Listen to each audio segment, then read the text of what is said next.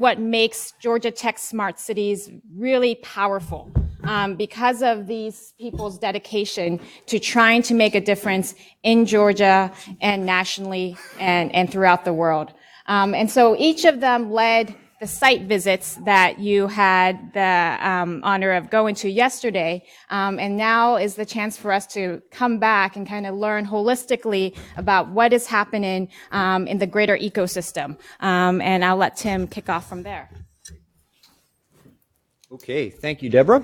So my name's Tim Lewin, and I am a faculty member here at Georgia Tech, as Deborah mentioned. I also am the director of our Energy Institute, and so we have about 300 faculty here working on all aspects of energy, and the job of the Energy Institute is to be a system integrator for all that, ranging from generation to utilization to policy, regulation, economics, and so forth.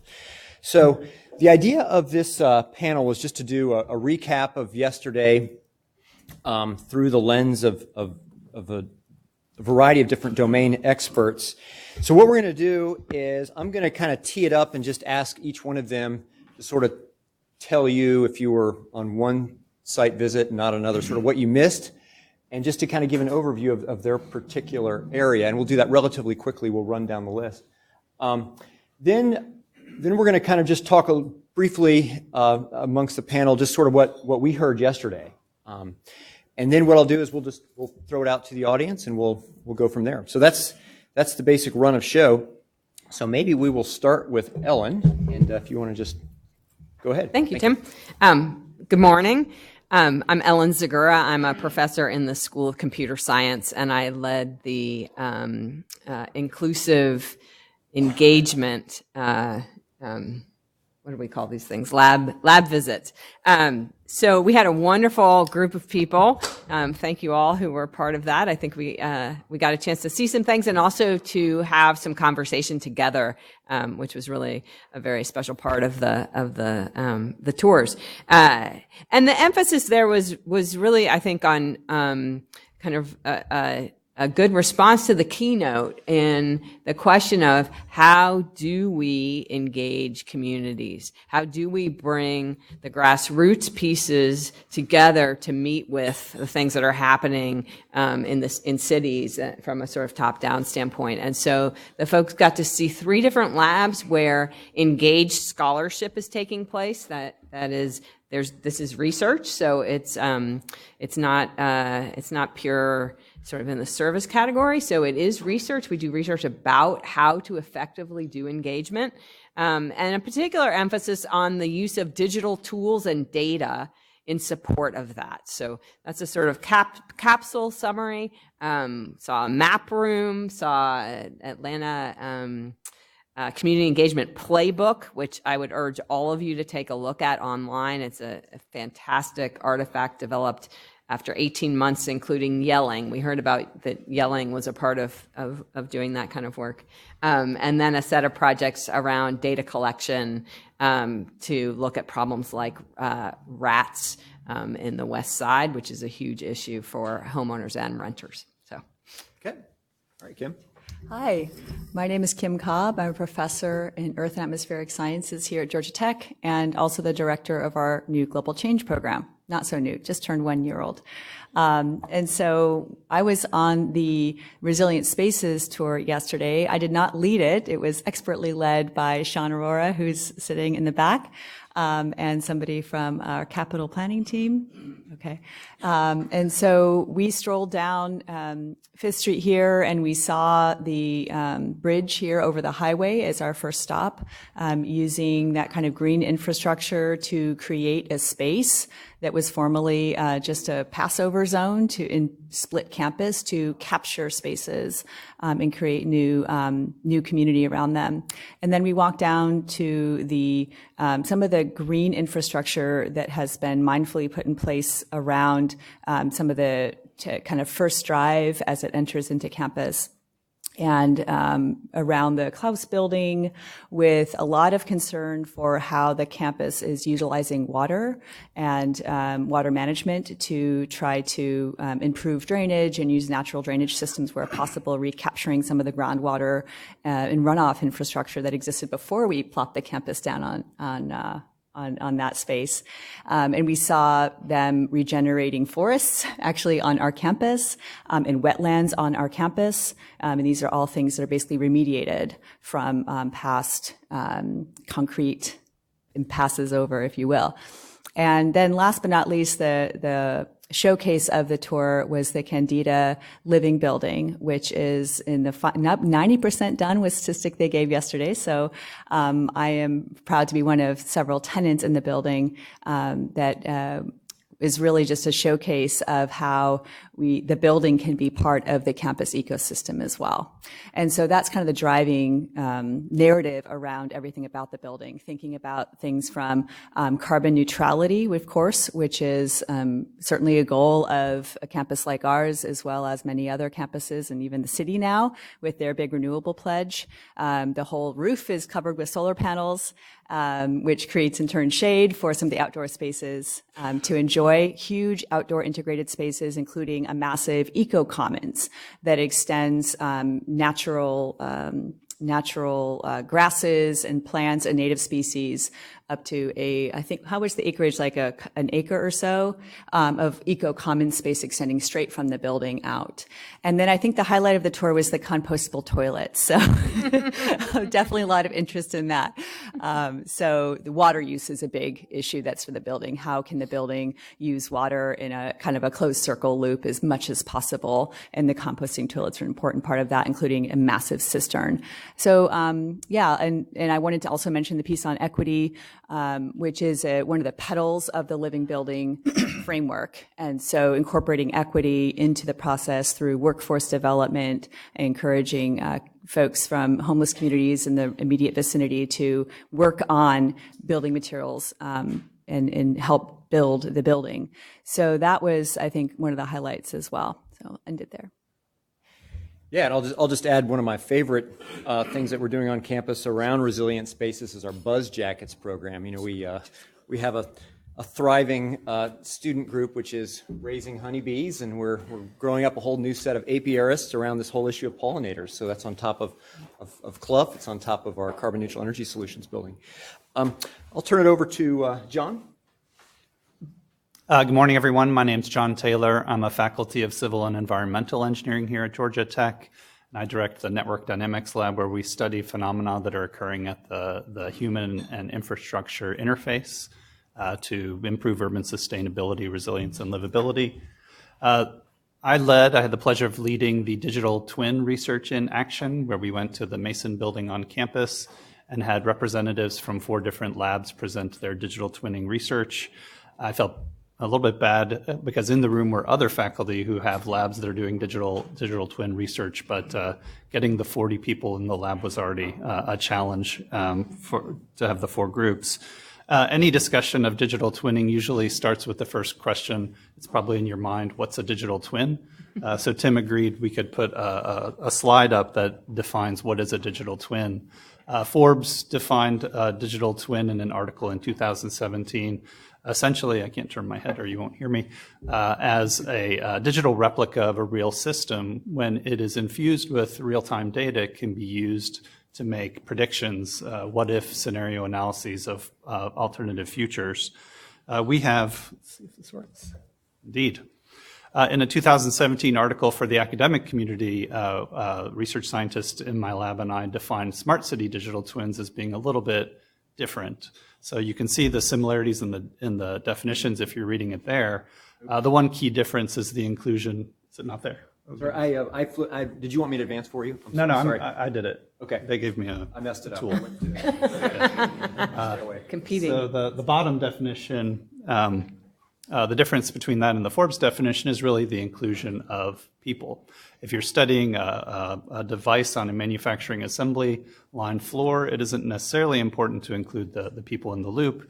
But if you're studying cars moving through a city, if you're studying energy consumption by buildings, well, humans ought to be in that loop. At the At the session yesterday, as I said, I don't think we've ever had so many people in the lab. Those that were there can attest the temperature got pretty high with all of those computers running and all of the people in the room. We had 4 presenters. First, Subro Guhathakurta, confirm, yes, and a research scientist from his lab. Subro is the chair of the School of City and Regional Planning, and he directs a GIS-related research center. And he was presenting some research they had done, which calculates sentiment across the city from social media postings, couples that with other livability types of factors, and gives a charm index for the city and can do comparisons across different areas of the city in real time. Second, presentation by Dr. Michael Hunter, who's a faculty of Civil and Environmental Engineering and who directs the Center for Transportation Research. He did a presentation with a simulation digital twin of the smart corridor on North Avenue, which we heard about in the opening remarks. With this simulation, they're a bit small, but there are cars running down the street. Those cars are actually the real data on what's coming from the sensors on North Avenue. But once they enter into the simulation, then it's simulation. The simulation is doing various predictions on what may happen given the real-time traffic conditions. Third, by Professor Tarek Raqqa from the School of Architecture. Tarek is director of the High Performance Building Lab at Georgia Tech, or will be shortly. And he was presenting some research he had done on using drones to capture thermal imagery of buildings. And his research now is to couple that with building energy management system data to look across buildings at ways to improve the sustainability of the built environment in cities. And then lastly, my own group, this is Dr. Neda Mahdi, presenting about visualization we've created of smart campus. We have IoT data, IoT sensors around the campus, collecting various data, and putting that up in front of the user in ways using virtual and augmented reality that enable visual analytics. And I'll just mention on this slide, she's actually presenting about a smartphone application. So the presentation yesterday, Kampara, the importance of integrating people into these smart city efforts. This allows data from the citizens to actually be incorporated into the digital twin as well. And just a last comment, I took this picture yesterday during the Maker City presentation. If we're talking about smart city digital twins, it's definitely the Wild West. There's a lot of hype. It's very difficult to compare. One of the questions asked yesterday was, well, which city is more smart in which country? Without kind of a shared language, a shared understanding on what a smart city digital twin is, it's really hard to make those comparisons. Thank you. Thanks, John. Want to go ahead, Seth? Sure. I'm Seth Hutchinson. I'm a professor in the School of Interactive Computing and the director of the Institute for Robotics and Intelligent Machines. And I took people on a tour to see robots. At Georgia Tech, we do robots, I say, all the way down from the electricity to the brains. And yesterday we went just to the building where the brains are, essentially. We went to the computer science. The computer scientists, we think we own the brain part. And we saw basically what 4 computer science labs are doing. Plus, in the basement, there was a medical robotics lab that we saw as well. Mostly, the kinds of things that we saw, and to some extent the focus of what we do at Georgia Tech, fell into 3 kinds of areas. There were social robots, and by that I mean robots that are meant to interact with people in some sort of non-intimidating, threatening, or unpleasant way. Medical, human augmentation kinds of robots. And then the usual kind that you think of, the robots that just do labor and are meant to do labor. The thing that people found out on the tour very quickly was most robots in academic labs don't move very often, and when they do, it's not all that exciting. But you got to see some nice sculpture of robots if you were there, and a few of them moved around and did things. The kinds of things, in the context of digital city, or cities of the future and smart cities, I don't think many robotics people are thinking along those lines. We're thinking much smaller scale. We're thinking in terms of the homes of the future, factories of the future, much smaller kinds of environments that plug together to make perhaps cities of the future. But we're looking at a much smaller scale, and we're looking at the scale of individual humans interacting with individual robots to do individual tasks, to do things like allow aging people to stay in their own homes longer, allow aging people to be able to get out and travel because they don't have to drive anymore because cars will drive them around. We're looking at human augmentation devices. Our prosthetics group is really spectacular here. So all these things that make the lives of the individual, and where the robot is very tightly coupled to the individual in terms of the interaction. We look at the social interaction scale, we have people that are looking at basic communication issues and what are the norms of societal communication when robots are interacting with people. How does a robot know when to shut up and listen and not inject itself? And when we do this, all the sales force at Best Buys will be replaced immediately by robots. I think the interaction with people is really key to what we do here at Georgia Tech, whether that's interaction at the very high level or at the very low level where I'm strapping devices onto you and letting your nerves communicate with the device through electrical impulses. And essentially we're trying to get robots to do things that you don't have time to do, that you can't do, or that you don't want to do. And I'll leave it at that. Thanks, Seth. Go ahead, Greg. Well, I was going to say, you all had some hard choices to make, didn't you, with respect to where to go. So my name is Greg King. I'm the Associate VP for Economic Development here at Georgia Tech. And with my colleague, Mary Hunter Caudle, we took 40-ish people over, walked across the street, and we talked about at a very high level about Technology Square, which Kim mentioned. To coming into Technology Square, you're gonna go across the Fifth Street Bridge. As part of the site visits and tours, the group that was with us went to 2 stops, and the first stop, one of the stops was the Southern Company Energy Innovation Center, which is one of now close to 40 corporate innovation labs that are either in the building or within just a few blocks here of Technology Square. And we went to, then the other stop was our statewide incubator, ATDC, the Advanced Technology Development Center. So one of the largest university incubators in the U.S., certainly one of the oldest, was founded in 1980. One of the things, I guess, as it relates back to sort of the overall dialogue was how Tech Square was founded and how it continues to thrive. And when you look at the founding of Tech Square about 15 years ago-ish, it was really a bringing together of higher education, public sector, and private sector. All those groups working together to say, hey, let's invest here, let's develop here. But then after that, it's continued to thrive. So I, saw friends and colleagues from the Metro Atlanta Chamber who have been, involved in with our corporate side here and with the small business or technology startup aspect of Technology Square. So that convening still happens today, and it happens certainly with Georgia Tech. So it's interesting about Technology Square. One of the things that we talked about yesterday is when you look at most of the buildings, the buildings are private developments, so they're not traditional campus buildings like you would see over on the other parts of campus through some of the other tours. And so that makes the convening and collaborating with stakeholders just a little different. It means that there's sometimes agendas and metrics that different groups have that aren't necessarily in conflict, but aren't always at the same pace, and certainly they're not always the same. And so working together, what Mary Hunter and I shared with the group yesterday was just the power of what we would call like people, programming, and place.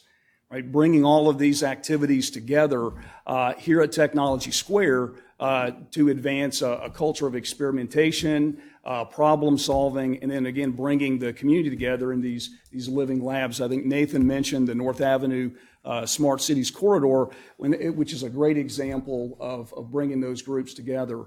We didn't have anything as awesome as a charm index, which that was pretty fantastic, but. I think one of the things that I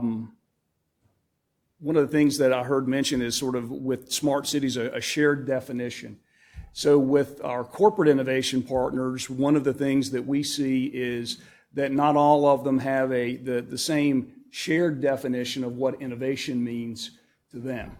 And it's what they're doing still may be innovation, but it may be at a different level. It may be at a different pace, and those may change over time.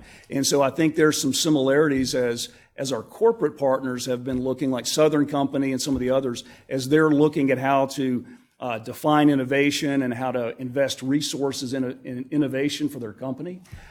These are the same types of issues that communities are looking at in what do we invest in with smart infrastructure, how do we support growth through entrepreneurship, et cetera. Good. Yeah, I think one other point I'd just like to highlight, just coupling some of the comments of Kim and Greg, is that there's been a real conscious activity to make the campus itself a demonstrator. That even as we're doing research, we're trying to integrate sort of the research with the facilities and the space planning. So, one really interesting thing that's just getting kicked off is a microgrid, a working microgrid in Tech Square. Sure, yeah. Which is a really interesting partnership. The property is Georgia Tech, so the microgrid is owned by Georgia Power.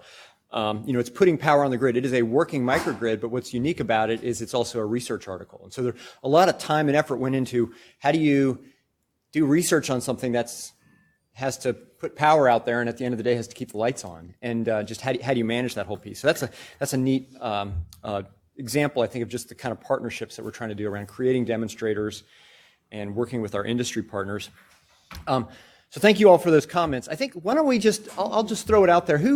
Tell me what you heard yesterday. React to it. Ellen, you want to start?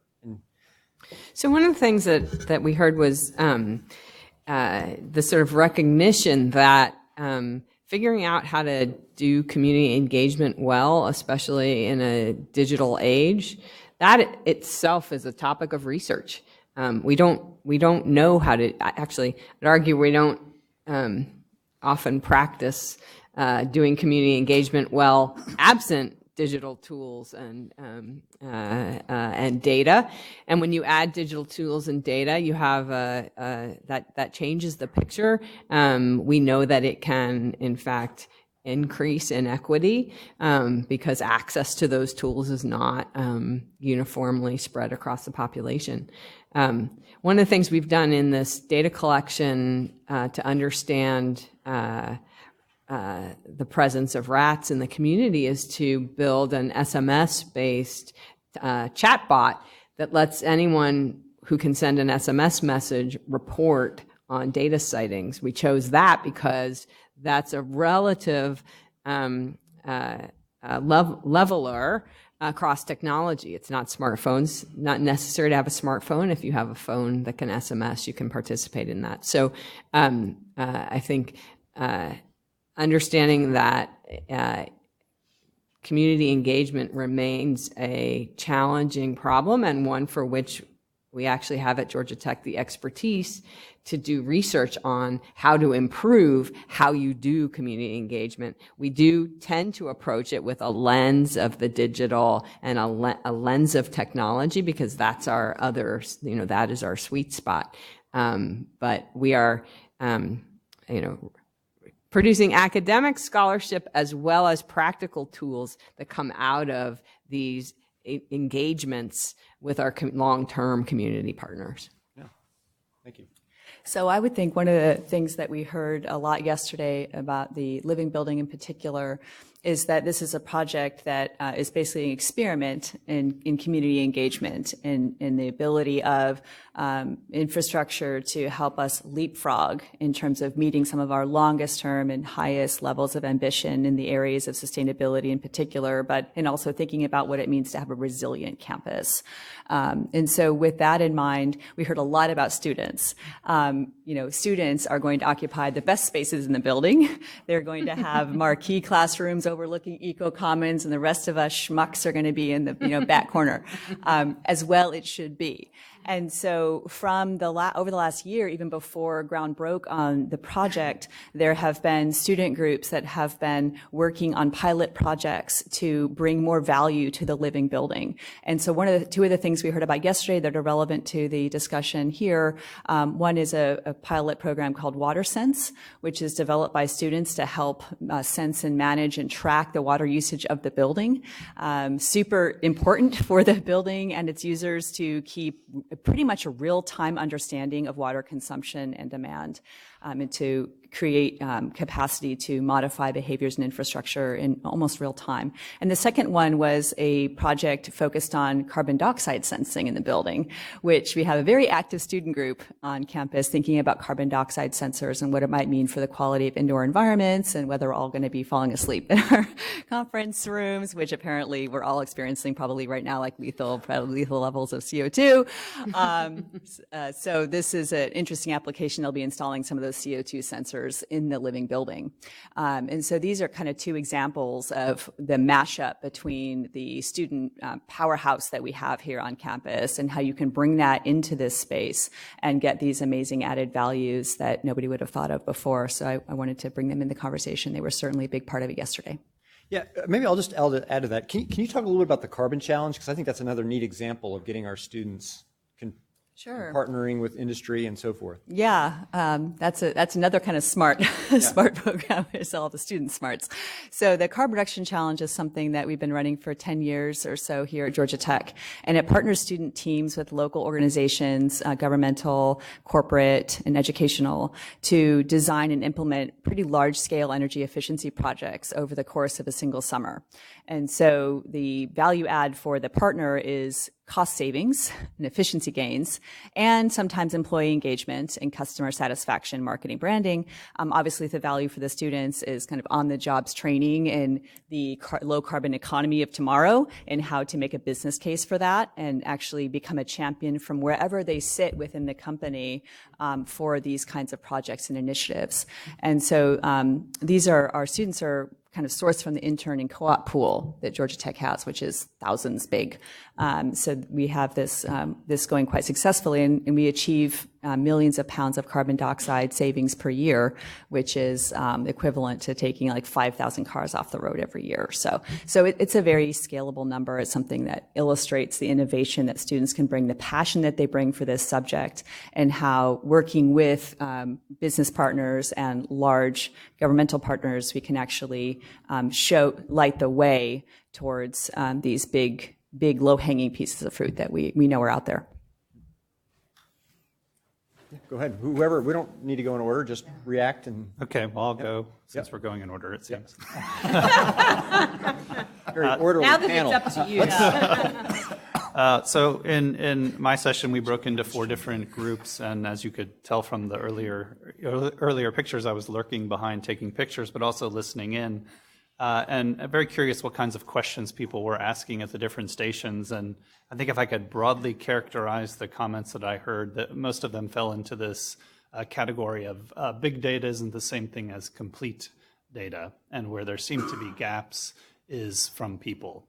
So in one of the simulations, we were looking at energy consumption in a building and why energy might be leaking from the building in different places, if you all were in that group. And probably the gentleman who asked the question is in the room, but he said, well, why not just ask the people in the building if it's drafty? And so doing more to include people in these digital twins, I think, was a key takeaway from our session. How do you get the data, but also how do you interpret it once you get it? There were also questions about if you're taking data from social media, how are you sure they mean what you think they mean? And so there's still a lot of questions about how to get enough and how to interpret correctly the data that we're getting from people in these digital twin models. Yeah. So actually, maybe I'll just ask you a quick question.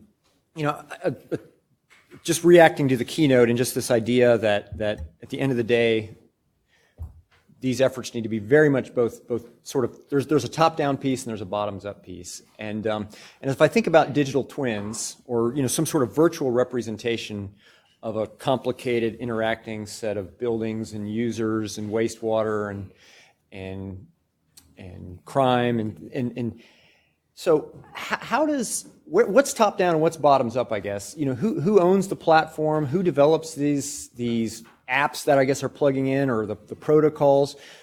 How does Atlanta, I guess, develop this digital twin that people can then sort of plug into and learn from and innovate on and develop their own businesses on and so forth?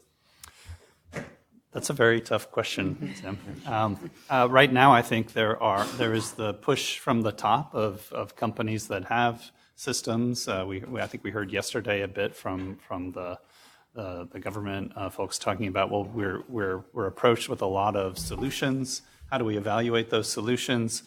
But there are also a lot of bottom-up efforts. It was mentioned yesterday and today by people from the city of Atlanta, making this data available to the public so that they can develop solutions for themselves. We heard it also about the city of Chicago with the Array of Things sensors, how they had to, debate with the public over what information could be shared, what shouldn't be shared. But once they had come to that, I think they called it the Bill of Rights, then they opened up that data, created hackathons, and brought people in to kind of come up with the solutions from the bottom up. The end game is going to be somewhere in the middle. I'm not quite sure how it ends. We did a Smart City Digital Twin Summit with faculty and researchers at Georgia Tech in the fall. Deborah Lamb and I hosted it, and half of the workshop was focused on platforms and standards. I'm not an expert in that area, but it seems like there's a lot of work to be done. What I would hope wouldn't happen, and I don't see it happening, is that we spend so much time focusing on creating the platform that we don't innovate at the implementation and application level, and to some extent let that middle get figured out over time. Thank you. Yeah, go for it. Yeah. I just want to add a tiny anecdote of a personal experience with the Sea Level Sensor Project, which is part of the Georgia Smart Communities program down on the coast, where we have a clear and compelling problem of coastal sea level rise. We have a whole group of stakeholders and residents who are very afraid of this issue and don't see any solutions that they can reach for right now. And so when we say we're going to install some sensors, the first question we get is, how can I access the data, like yesterday? And so, our approach has exactly been what you just called for, which is to just make sure you have the data out there ahead of time, because there are continued engagement in the co-development space. That's what you unlock when you can meet that early demand. And so the first thing we did is stood up a website with an API, and you can grab all the data, you can look at your sensor. There are big flashing caveats around, data quality and data control, but in weighing those cost benefits, we really decided to just push it out with those caveats attached, and people keep clicking and downloading and things. So that's just a personal story from our project. Yeah, and Kim, I'm sorry, go ahead. Yeah, I wanted to, yeah, sorry. We're out. No, this is good. We're going to change it up. Is it all right? Clever, So I wanted to share some project we're working on where I think the issues of sharing the data publicly are complicated, and as they no doubt were in that project. So we're working with House ATL, which is a group that has been tackling the affordable housing problem in the Metro Atlanta area, and we are building a database of affordable housing within Georgia Tech. And the question of where should that database live? Who should own the management of the database? And also, what kind of interfaces should be made available to the public versus to agencies, for example? There's a lot of fear that if you make that data available, the data is publicly available, it's just not easy to get. So it's in this kind of category of it's not private, but the interfaces are so clunky that most people would not have easy access to the data. If that's in the hands of developers easily, how does that change the housing mix? And do developers then, go after properties in ways that are not helpful to the overall mission of affordable housing? So we're building the database is in some sense the easy part, because that's the technology part. The human interface part, who has access, what kind of access, on what recent, how recent is the data? That's a whole set of complex conversations. We think of George, I mentioned this in the community playbook, the university can play a neutral kind of broker role, a neutral platform role, that we have to be very careful how we do that. So this is a case where we're bringing together existing interesting data sets, can provide interfaces to that are much simpler, but who and how is that made available? So these are, I think, JT's comment on the complexity of the human piece into digital twin is sort of another example of when we take these technical systems and we look at the socio-technical ecosystem, and we encounter a number of problems that our technical training typically does not prepare us to answer. Seth and I were going to change it up and just kind of go out of order. But so what we heard yesterday, or what we observed also, was with the group that visited the Southern Company Innovation Center and the group that visited the incubator, there seemed to be a lot of high interest in the types of work being done, and particularly I guess it was a little different with each group. So with the Southern Company group, they highlighted two things that they were involved in, sort of smart home and smart building, and then indoor ag or ag tech urban farming, which I think the latter was a surprise to many of the people who were in the room, that was an investment that when they're looking at innovation and bringing tools and groups together, that was an area that they were thinking about. It's interesting though, because when you look at it, it's both of those are great examples of bringing a community together. So the Southern Company, for example, in their innovation center, they're not doing that independently. They're doing it with the Metro Atlanta Chamber, the City of Atlanta, certainly Georgia Tech. And then other area schools are involved in that as well as other companies. And so I think the convening power of being here has been helpful for that. They would say so. But also I think what I mentioned kind of as a foundation element here is that you do have groups like Georgia Tech and the City of Atlanta and the Metro Chamber and the state of Georgia that are all working together, again, that every project may not be a uniform pull by everybody, but there's this cohesiveness of work together that allows these kinds of things to advance.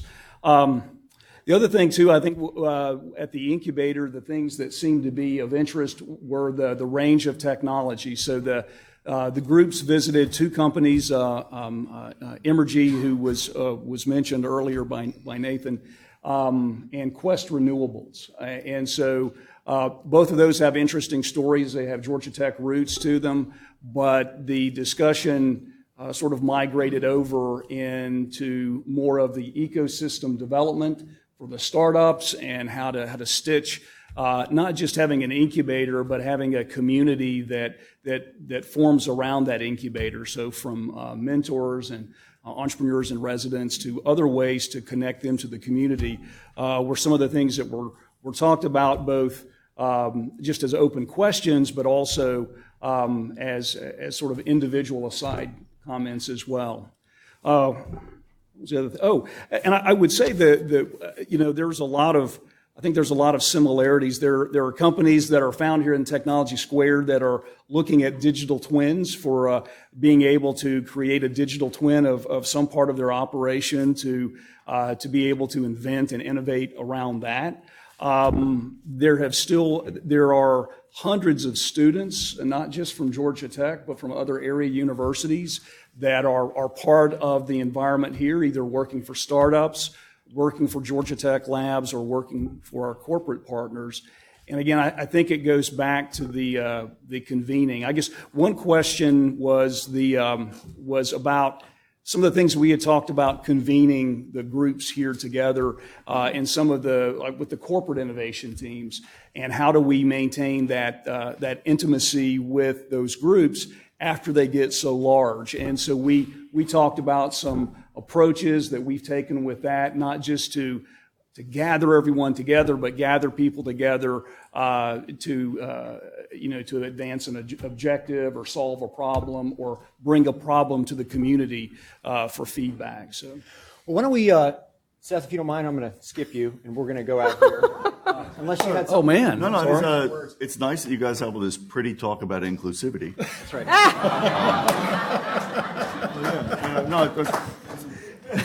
So why don't we throw it out there? We have a question right here. So if you can stand up and introduce yourself. I'm Matt Robinson with the city of Tucker, Georgia. Alan pointed out there was one comment made that in the group that we were with that there was yelling, but it's the opposite, yelling at the person. So the point is, how do you balance off two things, I guess? How do you balance off the passion of your innovative scientists, your students, et cetera, who want to be involved with the community, when what you're getting is the frustration of the community yelling back at you saying, come on. And then the second thing is, okay, it's all well and good to listen to LA and San Francisco and Chicago and Atlanta on, private partnerships that can really make a difference for a lot of corporations and the administrations, et cetera. But how do you get the message of your research to Jonestownville, Pennsylvania, that has just maybe 1,300 people that need it because they're impacted by some environmental issue or whatever? How do you get that message across? And then the third question is, how does Georgia Tech, as a top-notch institute, get involved with the community when people may think it's just an elitist approach to get more science to be able to assist each other, All right. Seth, et cetera? Do you want a chance at that? There you go. Let's practice inclusion. Yeah, I got nothing. All right, Ellen. You can take any question and talk about whatever you want. So that was an attempt to give you a ball. As we know, these are all excellent questions. I think one of the things that's incredibly important is long-term partnerships. We need to build trust with communities, and the way to do that is through long-term engagements. I want to give a shout out to it's great to hear Kim highlight some of the things that students are doing, and especially undergraduate students. We do have a powerhouse. We have a secret weapon here, which is our student body. And I think in many cases, especially our undergrad student body. I have a summer internship program called Civic Data Science. So this is going into its 6th year. Undergraduate students, we take applications from all over the country. We get hundreds of applications. And students are put in teams to work on projects with outside partners.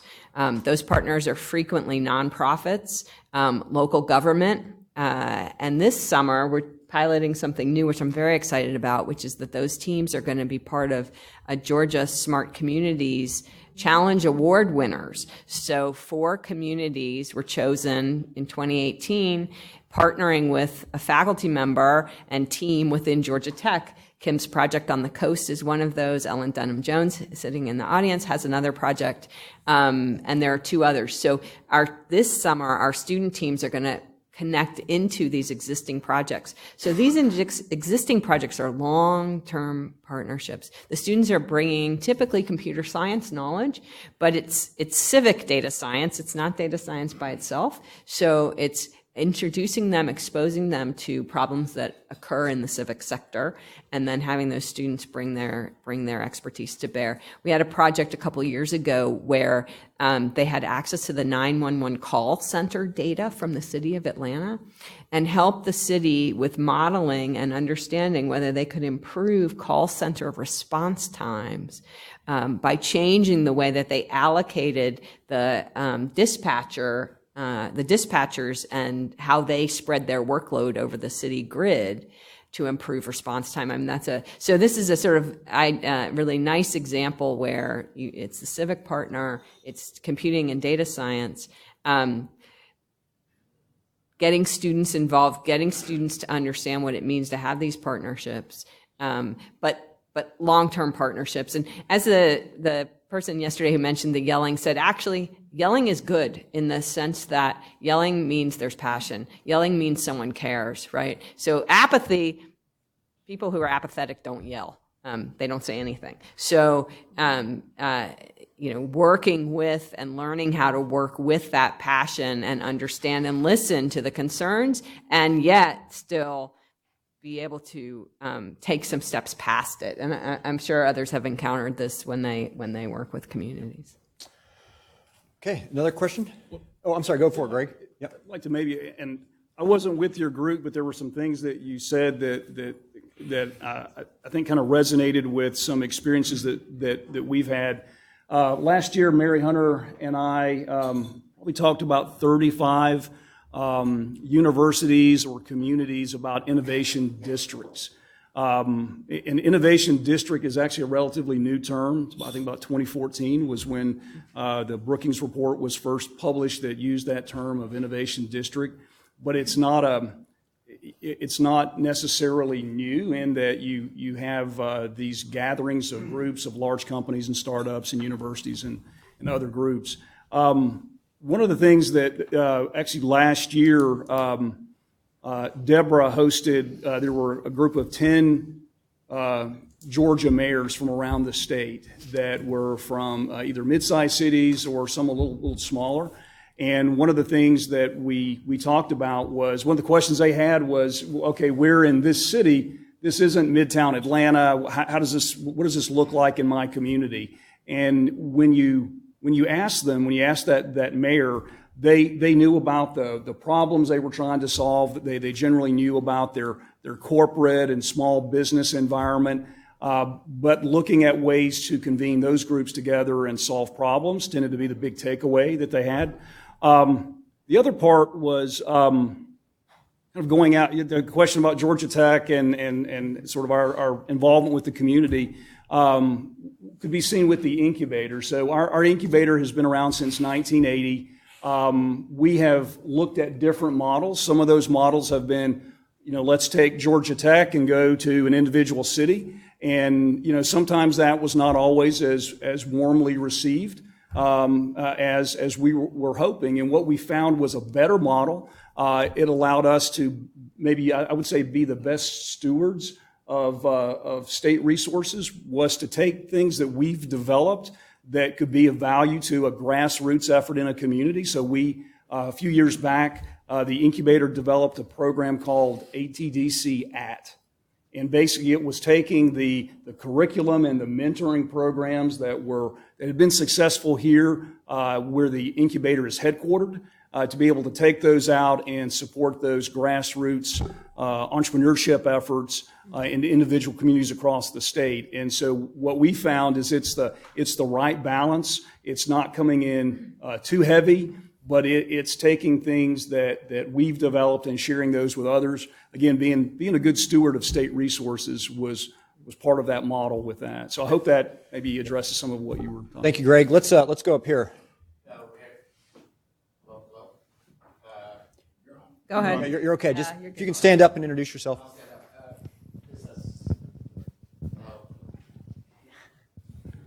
All right. This is human augmentation at its best. I'm Tom Soderstrom from Jet Propulsion Laboratory, and this was like a buffet of wanting to eat everything, but you had to pick one. So I didn't get to pick the robotics one, but I was intrigued with the fact you mentioned human medical augmentation. You mentioned robots that do work. And then also you mentioned what I think is the biggest weakness of all, which is the social interaction. So 2 questions. What is Georgia Tech doing with humans that aren't, robots that are not so stupid, like the current ones are, but can actually interact with humans? And how do you test it? How do you perfect it? So, I mean, we actually have people doing human studies. So we bring, actual people into the lab to interact with robots, and then we watch them. And when I say we, there are 2 or 3 people, particularly in the computer science department, who are doing this. So for the social interaction part, it's human studies. We have classes in the undergrad, I guess it's in the grad curriculum now, that almost look like psychology and data analysis classes that are called robotics, because the human side and the interaction side is where the focus is. And then on the medical side, the interaction there with humans, a lot of it happens because we have a tight collaboration with Emory. And Emory has clinicians and surgeons and the patient, the population that you need. So. Okay. Another question? We have time for one more. Yeah, Mary. So this is another one that's talking to Seth and also Ellen and everybody. So how do you see the future of AI and robotics engaging the fastest, but also looking long-term to incorporate these social people aspects? So I guess the word dystopian comes to mind. No, I think what roboticists do, and the analogy to the nuclear program of the 30s and the 40s is very relevant here. We all want to make the best, coolest things and be the first ones to do it, and we tend not to think much about the broader issues. That's beginning to change, but we're ill-equipped to think about the change.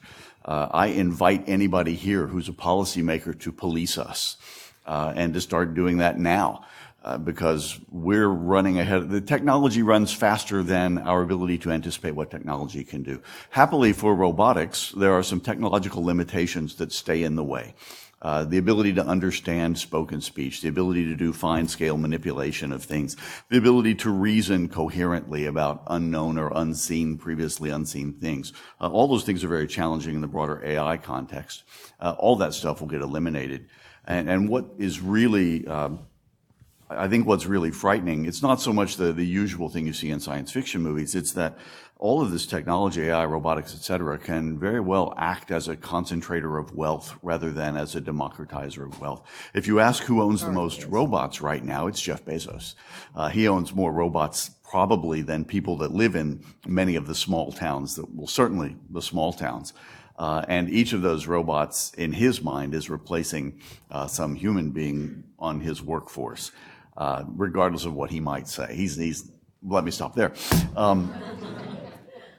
The democratization of robotics is something that we all think about. The democratization of technology and AI is something that we all think about and that we all aim for. The question in the back about what are we going to do to make sure this stuff gets to the small towns, the answer is, I think the true answer is nothing at all. I'm a professor at a university. That's not on me. That's on society. And that sounds like an abdication, and maybe it is, but I haven't been given the authority or the power to do any of those things.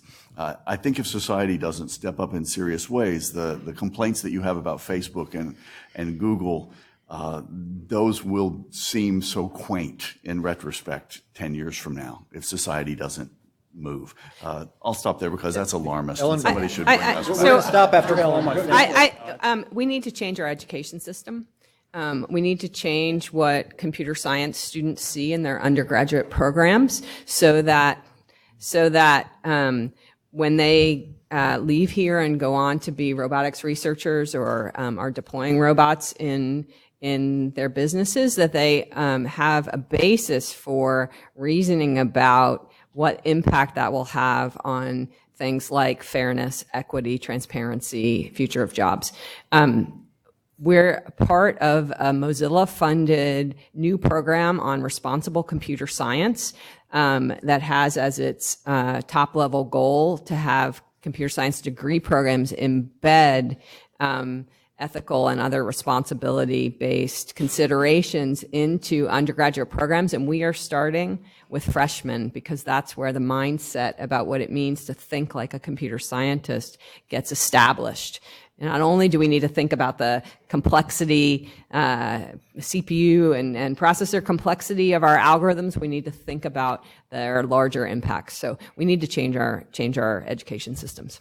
Okay, we have Deborah standing here. I have one last question for the committee, the panel here, 15-second response. But so everybody get out your pen. But the question I'd like for you to quickly address is if somebody wants to know more, what do you read or where do you get your intel? Maybe we'll start it this way and work this way. Just what's your daily briefing?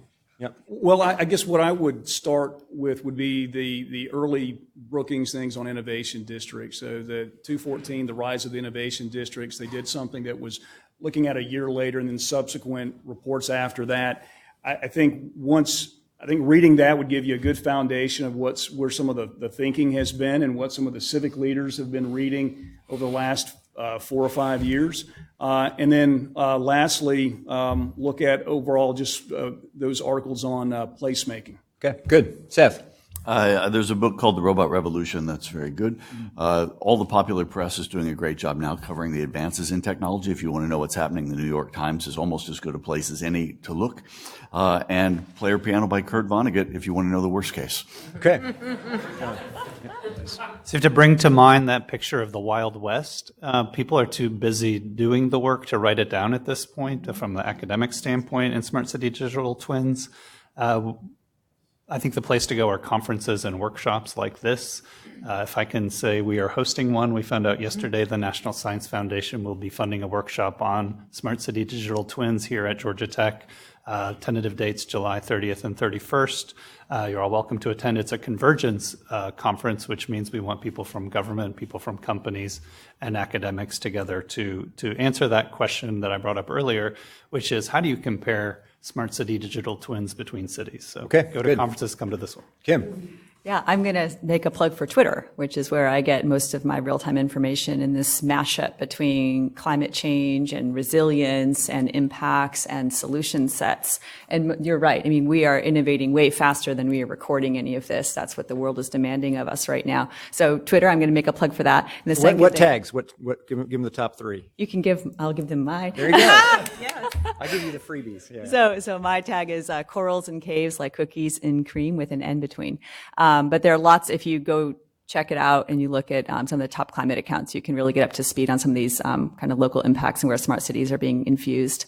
The second thing I would say is that we also have an upcoming event down in Savannah on May 16th for our Sea Level Sensor Expo. So you can go to sealevelsensors.org and learn more about that project in general, as well as think about joining our team down there and learning about what co-development looks like in this smart community space as it's meeting kind of front-end challenges and grand challenges. Thanks.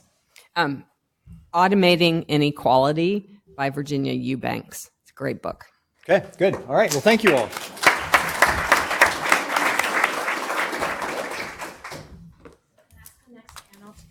Thank you, everyone. Thank you for your authenticity and your authority on a very complex subject matter. So up next, we have an amazing panel to kind of continue our deepening of our dialogue and discussion on the next phases of smart cities and where and how we can prepare going forward. I'll remind us again that we are being live streamed by Newsweek. So, you know, we're also having the global audience megaphone to really convey some of these discussions and deepen this. And please note, as you've seen in the panel, this is not a one-off discussion. There's active, ongoing research in the communities taking place, and we are really building the seeds for a lot more forward discussion. And just before the panel starts, could I ask for a show of hands?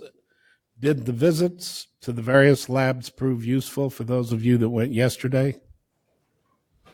This was an experiment on our part, and I think it worked pretty well. Thank you. All right. Well, good morning, everyone. I'm going to break with tradition, and I'm going to sit with the panelists today. My name is Tess O'Brien, and I work with Bloomberg Associates. And I just want to start off by saying thank you so much to Georgia Tech for hosting this amazing event. You've done a phenomenal job of really bringing together such an interesting group of people with very different perspectives and curating a very thought-provoking program. So thank you. So I feel very lucky today because I get to moderate our next panel, Putting People Back at the Center of Smart Cities. And I think this is a really important topic because oftentimes in the smart city space, we focus on the technology and we get really excited about it. But perhaps we don't take enough time to just stop and reflect on what are we trying to be smart enough for? What are the problems that we're solving for? And who are we solving for? And so today, over the next hour, our wonderful group of panelists are going to tell us exactly how to do that. Well, maybe not exactly how to do that, but we're going to start to unpack what it means to put people at the center of smart cities. And then we're going to try to discern how can we all attempt to better do that from a number of different perspectives. So thinking through issues of access, thinking through design, kind of how can we engage with communities in a truly collaborative way? How can we think through how we're collecting and using data? As well as partnerships and financing, but thinking through how can we pursue these in a way that doesn't kind of shift the focus away from residents. So if we have time, I'm also going to attempt to dive into some of the trade-offs that are inherent in the smart cities discussion. So let's get started. I'd love if you could each briefly introduce yourselves. And in the spirit of not going in a straight line, Deb, what about you kick us off? Okay, I'm happy to be first. I'm Deb Socha. I'm the executive director of a nonprofit membership organization that works with cities, towns, and counties, mayors, IT folks, economic development folks, on figuring out how to ensure that every resident has fast, affordable, reliable broadband and can use it to improve their quality of life. So it's about infrastructure and adoption. So a lot of the questions we're talking about with regard to equity is where I live my life, right? This is what I do every day. And so our cities are really large, like LA, and really tiny, like Islesboro, Maine. It's this little tiny island community off the coast of Maine that has 500 residents, right? So it's this wide range of people trying to ensure everybody's got access. I do have some cities and towns here in Georgia, mostly in North Georgia, and mostly they're joining because they don't have access. So this is the work that we do. It is free to join. So for the municipal folks in the room, if you work for a city, town, or county, please do talk to me. Thanks. Dr. Owen Gyanchandani, what about you next? Well, first of all, thank you all very much for having this panel, and thank you for having me on the panel as well. Just a show of hands, how many of you, it's always a risky question at an academic institution, how many of you have heard of the National Science Foundation? Okay, terrific. So I'll skip the preface. National Science Foundation, federal funding agency. Our mission is to support fundamental research as well as education in all different areas of science and engineering. My directorate at the National Science Foundation, so I'm the deputy for the Computer and Information Science and Engineering Directorate. It's one of 7 research directorates at NSF. Of course, we support fundamental research in all areas of computer science. But we also work collaboratively across directorate boundaries and thus across scientific disciplinary boundaries as well. And so one of the things that we've been doing for the last 3 years now is supporting a program called Smart and Connected Communities, or SNCC. Some of you have probably heard of the SNCC program. This is an effort that really is born out of more than a decade of investment in different areas of foundational research, stretching from sensor networks and wireless networks to data analytics, data management and analytics, machine learning, AI, to control and automation, all with humans in the loop. And our goal with the Smart and Connected Communities program in particular is to try to bring that array of technology areas together, along with the focus on people, which is why I'm really excited about this particular panel and kind of the overall focus of this meeting. Our goal with SNCC is really to think about how can we bring researchers together with city and community stakeholders, including the residents of cities and communities across the country, to really be able to surface what are the research challenges, or, well, take a step back, what are the challenges that cities and communities are facing and their residents, and then how do we take a research-based approach to be able to try to begin to tackle those challenges? And then how do we translate some of those challenges and the research-based approaches and solutions back in the very same cities and communities where they first surfaced. So it's a very iterative and integrative process. We've invested about $20 million each of the last couple of fiscal years, government fiscal years, and we anticipate spending at about the same level for the next couple of years moving forward as well. And I can say a lot more about it as we get going. Great. Ida. Hi. Good morning, and thank you for hosting me. I'm very happy to be here.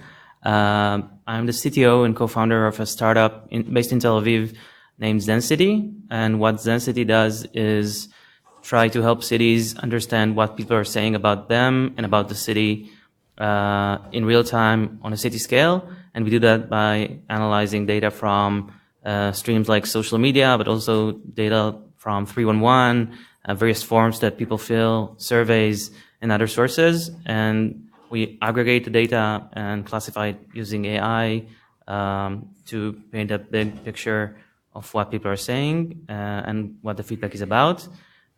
We started last year with one city in the United States, and now we're over 50, and we're editing between 1 or 2 cities a week. And I think that signifies a little bit about how urgent it is to listen to what the residents are saying. I started Density because I was a data activist for a long time, and I tried to figure out a way for cities to listen better. And I guess that's why I'm here. If you want to know a little bit about my data activist days, come see me afterwards. I'll tell you how to hack elections to get more people to vote and interesting stuff like that. Yeah. Okay. And so as I was preparing for this panel, I was thinking about the panel title, Putting People Back at the Center of Smart Cities. And inherent in that title is the premise that people are not currently at the center. And so I'd love to kick off our discussion by asking you what you make of that. Deb, do you want to kick us off as Sure. an advocate for resident needs? I have a particular perspective, right, having worked with local communities for as long as I have, but I have to obviously agree that it is complex and problematic, ensuring that everyone is getting access to the opportunities that are available through the use of these great new tools. Part of that, which I think we forget about, is that there are huge swaths of our country that have no access. We still have 2 million people using dial-up. We have aging infrastructure. We have old copper. It doesn't work that well. We have people using satellite. A lot of the applications that are being created today are actually not accessible to huge numbers of people in the country. And so I feel like that is a big part of the issue. Another issue is the cost. So if you are working 2 or 3 jobs and you are trying to pay your bills and you cannot afford home access and you've only got a phone, you have limited access. You have access, but you have limited access, and often you have a data cap, right? So I can use 8 gigs on my phone in a week. If I had 4 or 5 kids doing homework, I'm sure it would be much more problematic. So we do have limitations that are related to that. We have limitations related to hardware and training. So I don't have a desktop, I don't have access at home, and I don't have training to use technology well. So we've heard over and over here, and I love hearing this, is that you don't build the app and then try to find your audience. You go to the audience and you say, whomever your audience is, and you say, what are your pain points? What are your needs? And we create and we innovate to support a solution to that pain point. And I think we're seeing that shift now, and I'd like to see more of it because I think that's part of addressing the gap in who's got access and who doesn't. And the one thing I'd say that I have learned over and over and over again is the importance of trust and relationships. And so, we've got to find ways to ensure that we are building that kind of trust if we're actually going to get the kind of participation and inclusivity we are looking for. We have to reach out and be part of the community and work collaboratively. So what I'm hearing is that people aren't at the center currently because there's a broad part of the population that aren't even included right now in the dialogue because of issues of access. It's really, really important. Does anyone else think, I'd love to hear from the two of you as well. And I should also add, if people aren't currently at the center, then what is occupying the center at the moment in your thoughts? But feel free if you do think that people are occupying the center. Owen? So go ahead.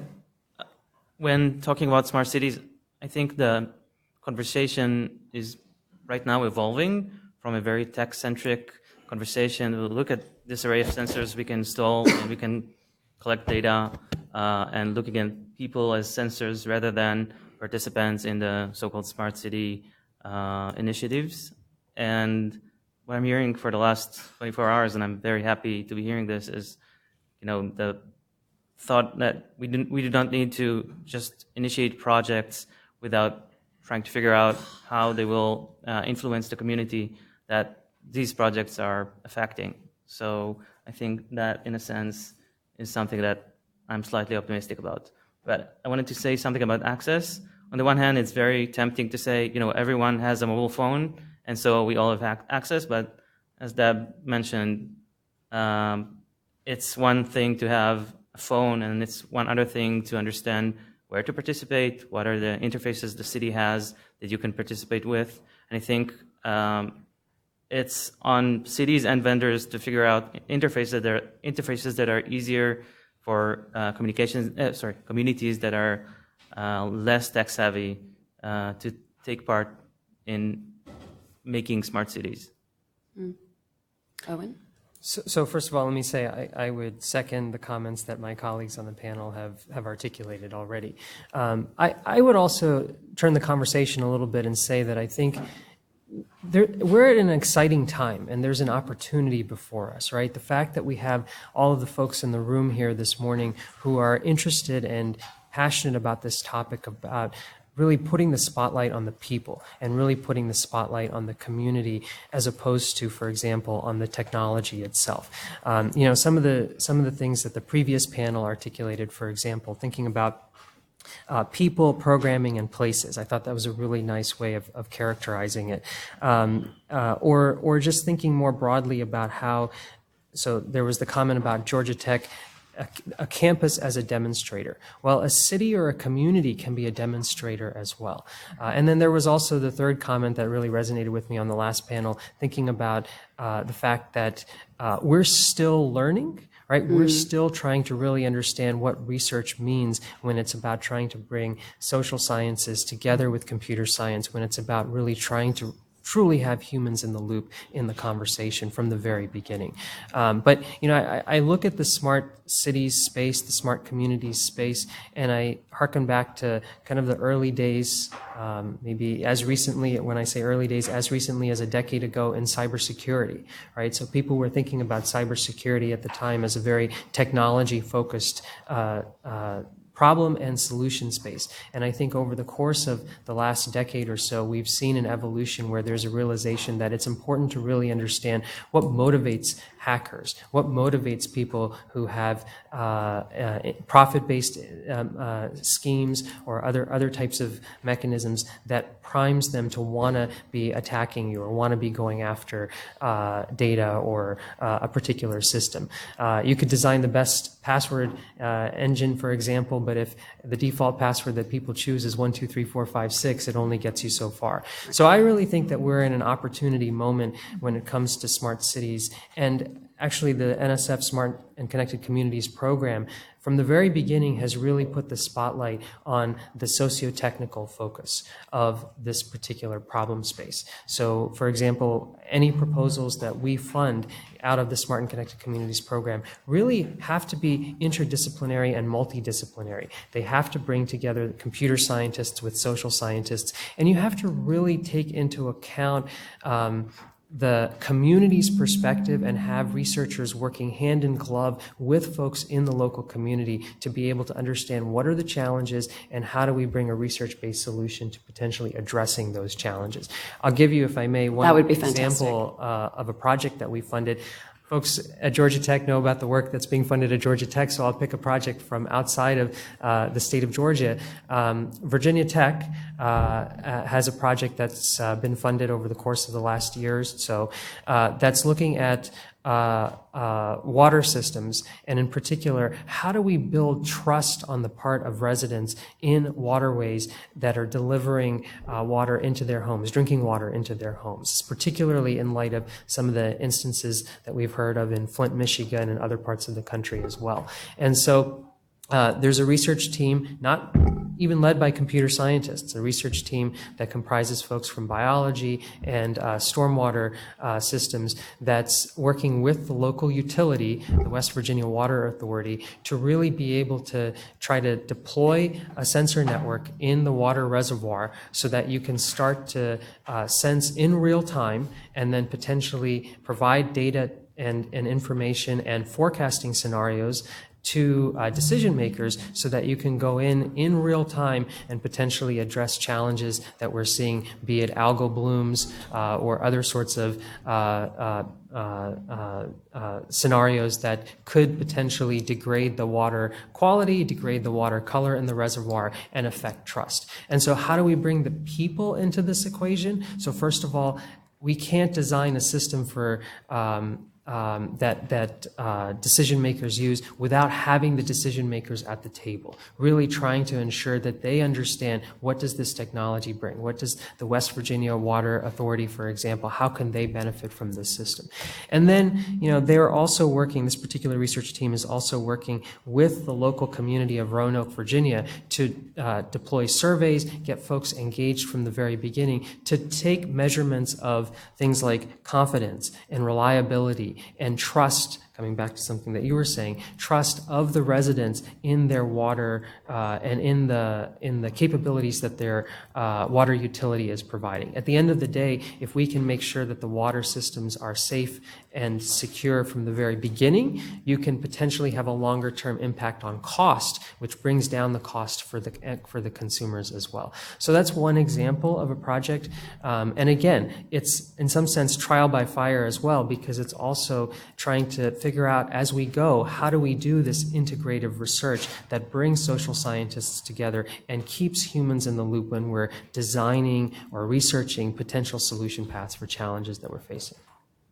Absolutely. And so, we're hearing that infrastructure, of course, is key, but then the design and collaboration with communities for these smart city initiatives is really critical.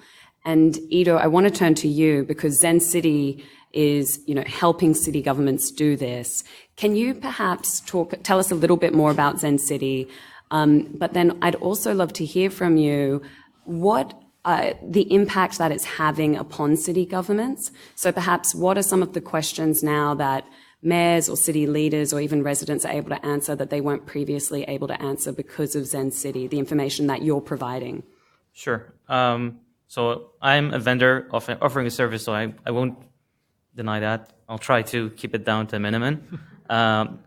What we think of ourselves is the trusted analyst that can sift through sometimes millions of tweets, Facebook posts, Reddit threads, and we mainly try to do two big things. One is if the city has a question. For example, the city of Houston is starting an initiative where they plan to implement around, I think, 30 different projects, smart city projects, and they constantly communicate about those projects to the public.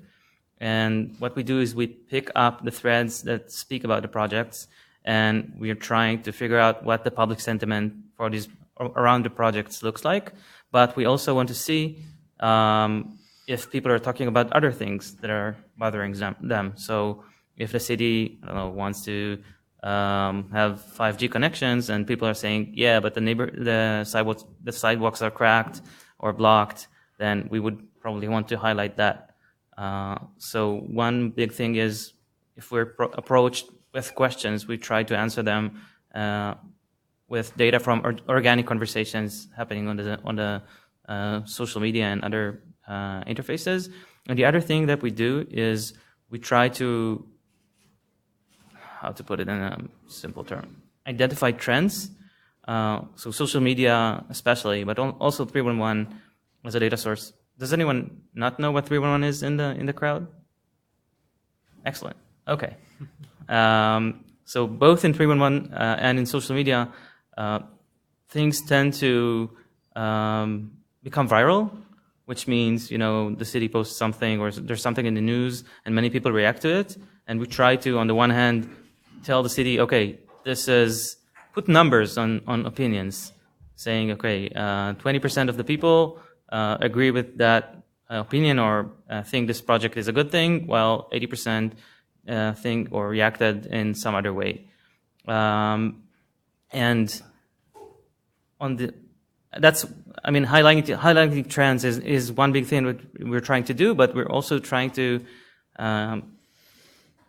make sure that the city doesn't miss on, we call them the gems, on one tweet of someone that's so frustrated, he or she just goes on Twitter and just says, I've been waiting for 3 years for the city to fix the pothole near my house. Someone please do something about it.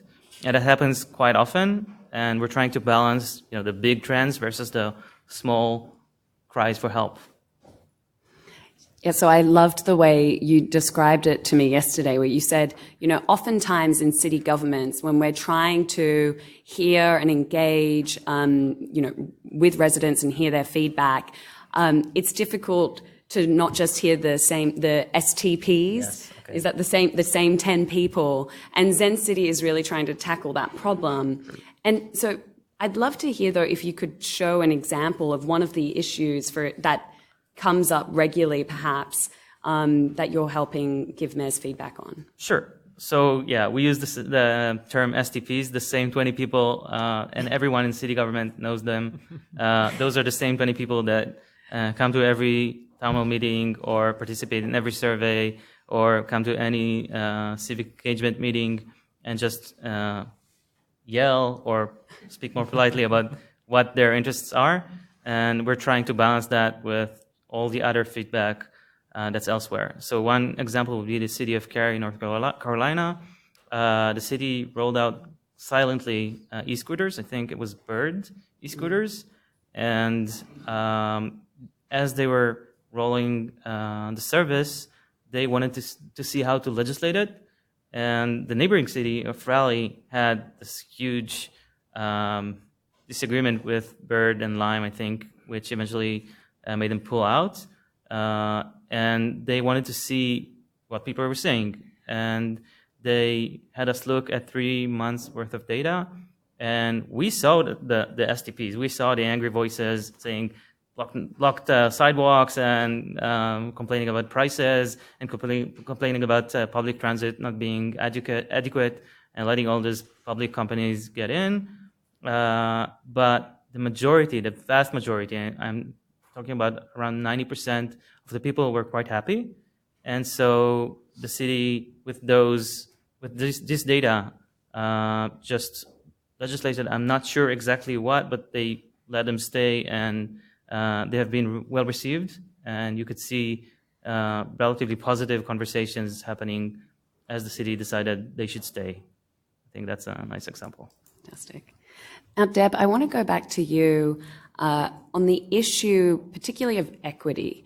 And so thinking through, in theory, we have the infrastructure in place, we design our smart city initiatives, and we collaborate with our community in the design process. But then when you're talking with the cities that you advise, the communities that you advise, how do you advise them on ensuring that these initiatives the benefits are equitably shared in their communities? Because I'd love to hear your thoughts. It's a big challenge. Well, we actually have done a little bit of work with individual cities to take a look at this in depth, interestingly enough. So we created a toolkit for cities, and it is about tech-powered citizen engagement, right? So how do we really think about how we're using technology? And I was very interested, Ellen, in listening to you talk about this, and I'd love to chat with you about it. But the interesting thing was, so we spent almost 2 years following 2 projects. We gave them a little seed money, and we worked with the cities of Louisville, Raleigh, and Austin. And we followed them for a couple of years, and we really wanted to see what would they do with this money, how would citizen engagement develop, what did we learn, both what to do and what not to do.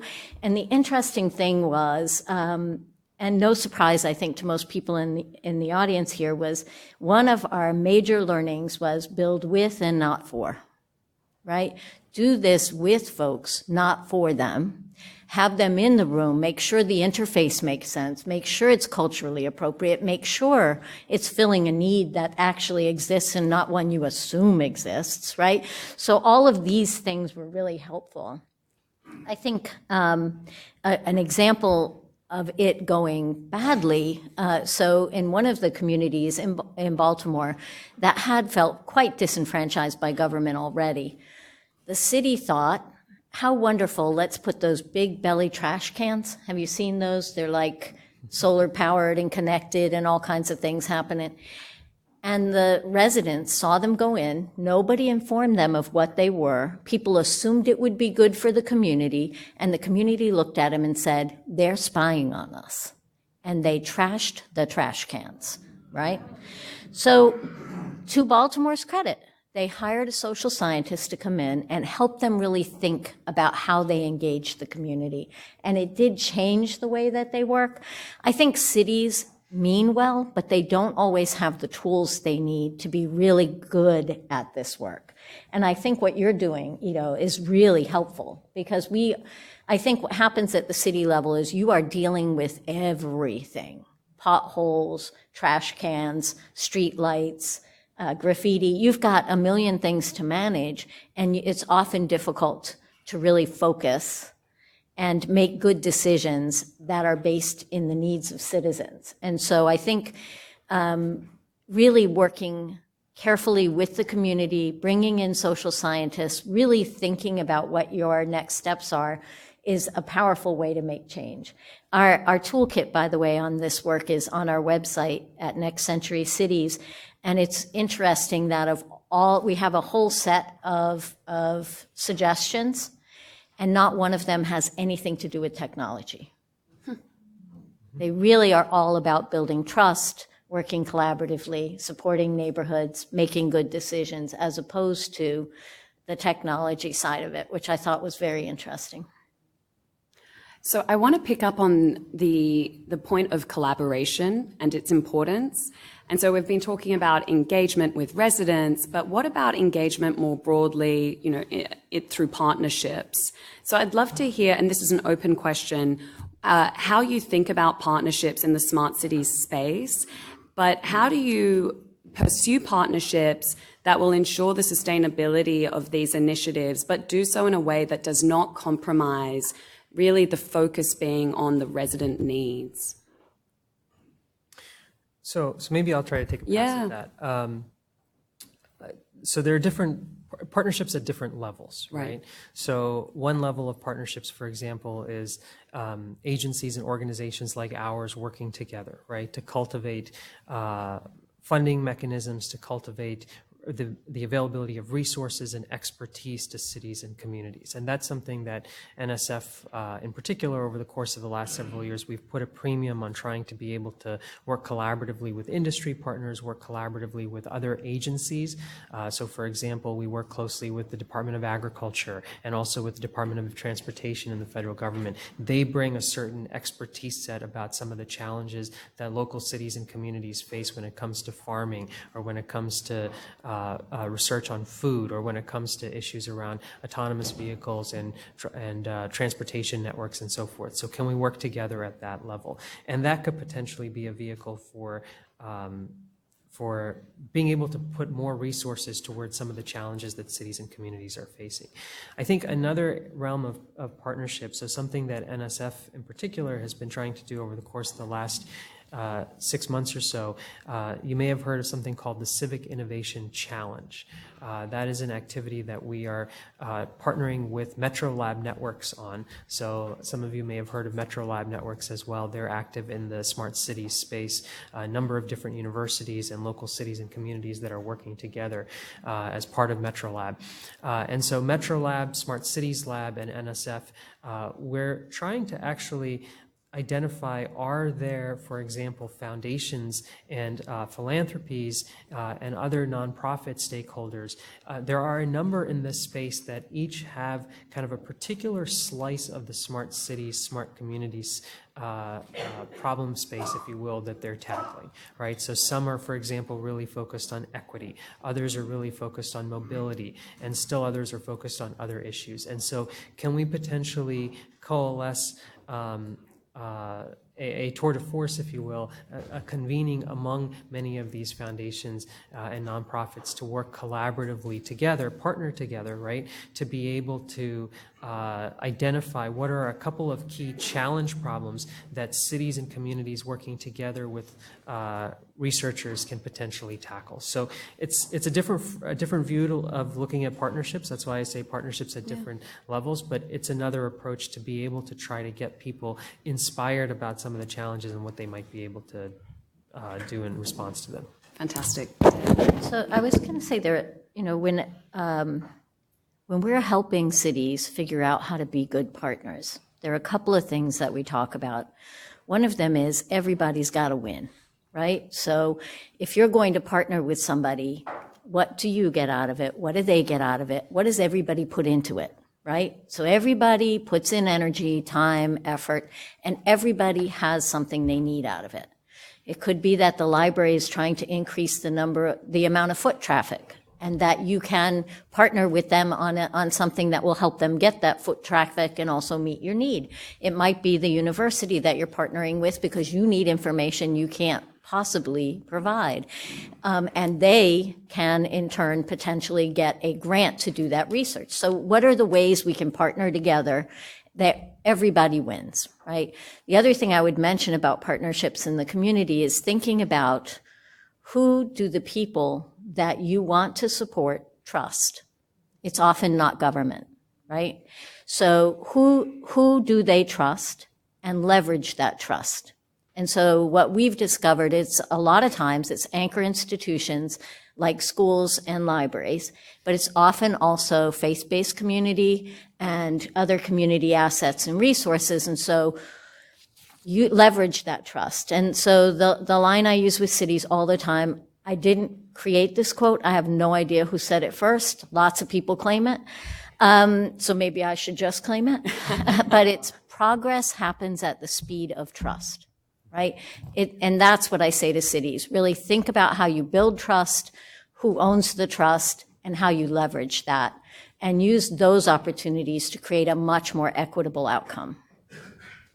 So that's a great segue, because I want to touch on some of the trade-offs in the smart cities space, most notably digital privacy and data privacy. So according to a recent Pew survey, 91% of Americans feel that they've lost control of how their personal data is collected and used, which is pretty staggering, 91%. And 2 in 3 think that current privacy laws are not sufficient. So, Ido, I'm going to put you on the spot. Yes. Against this backdrop of rising concerns around data privacy, I imagine that some people could perceive Zen City as being a little bit akin to Big Brother. Have you experienced any pushback in that regard, and how have you tried to address those concerns? Sure, we have. I can draw a line, a very simple line, before and after Cambridge Analytica.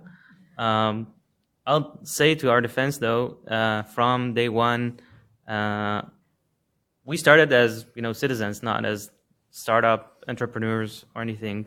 We're first and foremost citizens, and the way we build our software is we do our best to have it private by design or privacy aware by design. We only collect data from public venues, so feedback on city pages, okay. Feedback in general conversations and in Twitter, okay. Personal profiles of someone, if you say something to me on Facebook, that's not okay to collect that. Even if you are telling you have very valuable feedback, not okay to collect that. And at first, or even before Cambridge Analytica, cities would approach us and say, why can't you also monitor closed groups on Facebook, for example? And technically you can, but our response to that was, shouldn't, they're closed. And we would lose clientele. And I could actually, I wanted to twist your question around and say, since Cambridge Analytica, or there have been other cases like this before, but that's certainly the biggest one. I think the conversation starts from how can we ensure that you, Zensity, us, are collecting data in an ethical way. And I think we are actually trying to encourage our clients to be more explicit about being ethical or demanding ethical use of data from the vendors that they interact with, including us. And I know that imposes some restrictions on the amount of insight we can get or the completeness of the data that we can provide, but I think the trade-off is well worth it as just good business. And the other thing that I wanted to say is I think we're trying to encourage our partners, our city partners, to provide our analysis, both the reports and the ongoing insights in their open data portals if they have them, so people can see, the feedback loop is closed. I think, people are saying something about the city is listening, and it's doing or not doing something with the data, but at least it's out there so everyone can see. I think it's good for us as a vendor to have the public understand that they're being listened to. I think that's mostly it. Yeah. It's interesting because I think that oftentimes, we're all concerned about our own privacy, and people are being very explicit that they're concerned about their own privacy. And at the same time, oftentimes we're all giving away little pieces of our data every day here and there. And so some people would say that our actions don't necessarily align with what the broad population is saying about their privacy concerns.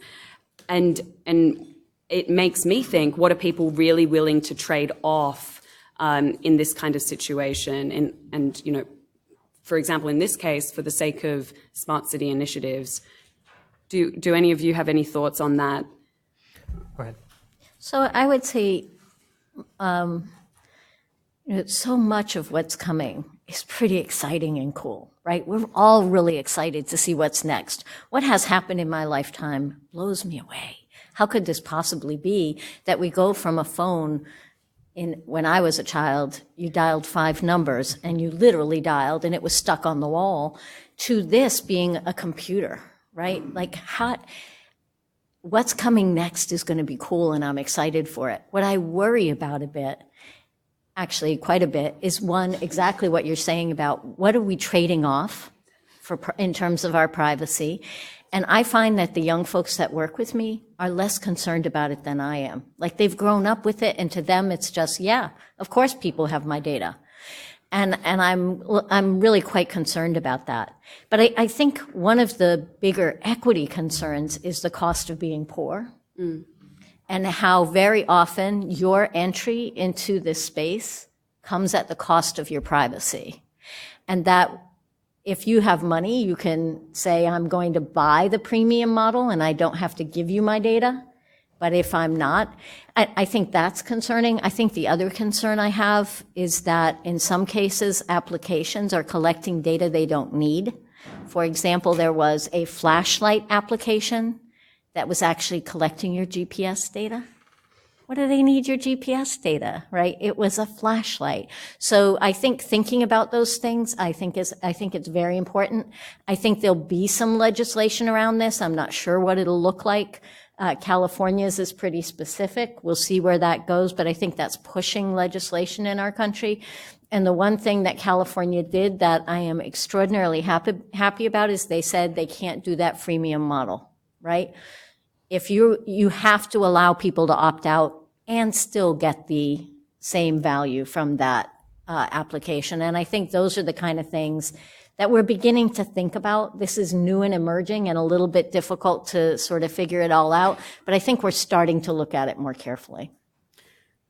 And I think just from a research perspective, we're also starting to see more and more an appreciation for, I mean, coming back to the topic of this panel, engaging the consumer, engaging the residents in the course of thinking about these trade-offs and helping to inform the trade-offs that a team or an activity or an application might make, right? So I heard on the previous panel, I'm sure folks in the room know about the array of things example, right? I think that's a really powerful example of being able to go out to your community, fairly large and diverse community in terms of socioeconomic factors as well, and to try to engage folks in a conversation so that you can have a more trusted system at the end of the day that's deployed and that resonates with people, and also where they have a sense or an understanding at least of what the data that they're making available, where it's going to go, how it's going to be used. And potentially that means that you don't have access to some data, right? And maybe that's okay and that's acceptable, but that's what the trade-off was that was selected by that ecosystem that project or team or application is working in. So Deb also alluded to the future, and you said you're excited about what's kind of coming and cited how far we've come.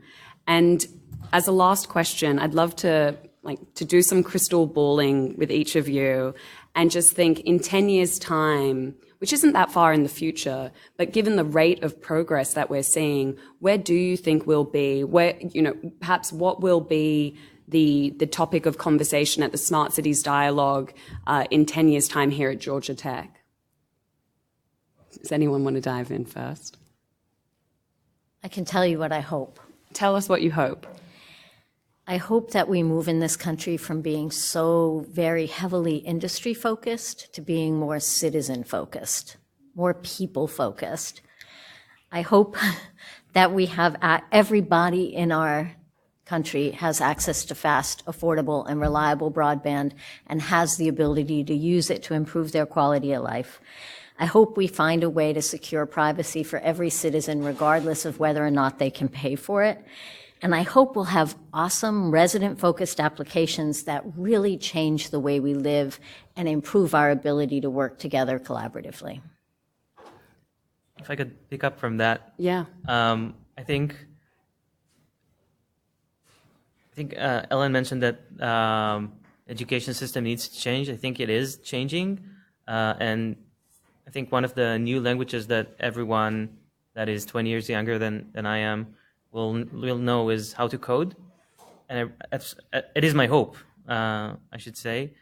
And I think the direct outcome of that is when more data is available, when more infrastructure can be interacted with, I'd really want to see, smart cities conferences involving more hyperlocal or grassroots or community forces that are trying to change their own environment, and not only big companies pushing for more sensors and bigger projects. And I think one of the nice things about yesterday's trip was I saw models of academia being a neutral broker between the community and the city, for example, or it could be companies, and acting as a mediator and helping citizens interact and engage with their city, with their neighborhood. And I thought it was fantastic. So that's actually very close to what I was going to say, that last comment, as you might expect, about academia and academic institutions. I think that 10 years from now, we will probably be having some of similar conversations about smart cities. But I hope that the role of an academic institution and how it can be that broker and how it can be a trusted resource for the broader community that it sits in, but also the extended community, cities and communities miles away from where it sits, I think would be a hope of mine, right? That the academic enterprise can do that. And maybe at a higher level, trust in the overall ecosystem, right? I think that, so I live in Washington, so I get to hear a lot of stuff about what's going on in DC, but that being aside, I think with a lot of the explosion of data and the privacy concerns and all of that, you have a little bit of disruption of trust in the resources, the capabilities that consumers and people have on a day-to-day basis. And so can we find a way, thinking about these trade-offs, thinking about the research that we can do, thinking about the relationships that we can cement over many, many years' time, can we find a way to bring trust back into the equation? That would be my hope, I guess, for 10 years. Yeah. Speaking as, I don't know, CTO of a startup that's AI-centric, I also think in 10 years, we'll have more AI everywhere. And that's certainly the reality. But if I had to make a prediction that sort of relates to smart cities, I think 3 or 4 years ago, when you said I'm doing AI, it was the mystery to it. I'm running a model on a very large server somewhere, and I'm creating results. I think what we're seeing today is also the democratization of AI models and tools that will enable citizens to run, I hope, AI models on their phone and help them use the data around them to figure out or to automate their day-to-day. And I think in 10 years, we'll see more of that, a lot more of that. Yeah, Dr. Can I just Owen? add one more thing? Yeah. So I agree with everything that you just said, but I think that's another place where trust is really critical, right? So there are all these stories these days of algorithms, AI-driven algorithms, right? Machine learning, that's black boxes, right? And so being able to bring transparency to the systems, being able to ensure that we build fairness into the designs of these systems from day one, and equity and equitability into these systems, I think is really, really critical for the success of those systems at scale. Right. Ensuring that people understand the systems that they are hopefully at the center of, but in a way that they want to be. So perhaps that's a good point to open it up to the audience for questions. We'd love to hear from anyone who has any thoughts, questions.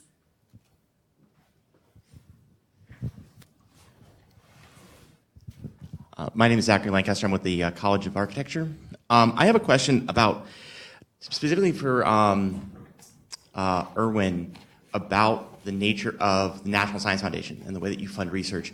You fund research that is very much derived in the kind of scientific tradition and doesn't privilege things like design research, places that are like research through doing things, research through and how we configure our built and social environments. And this kind of prevents us from developing a whole other set of smart city technologies around social technologies, like the ways that we configure our societies themselves.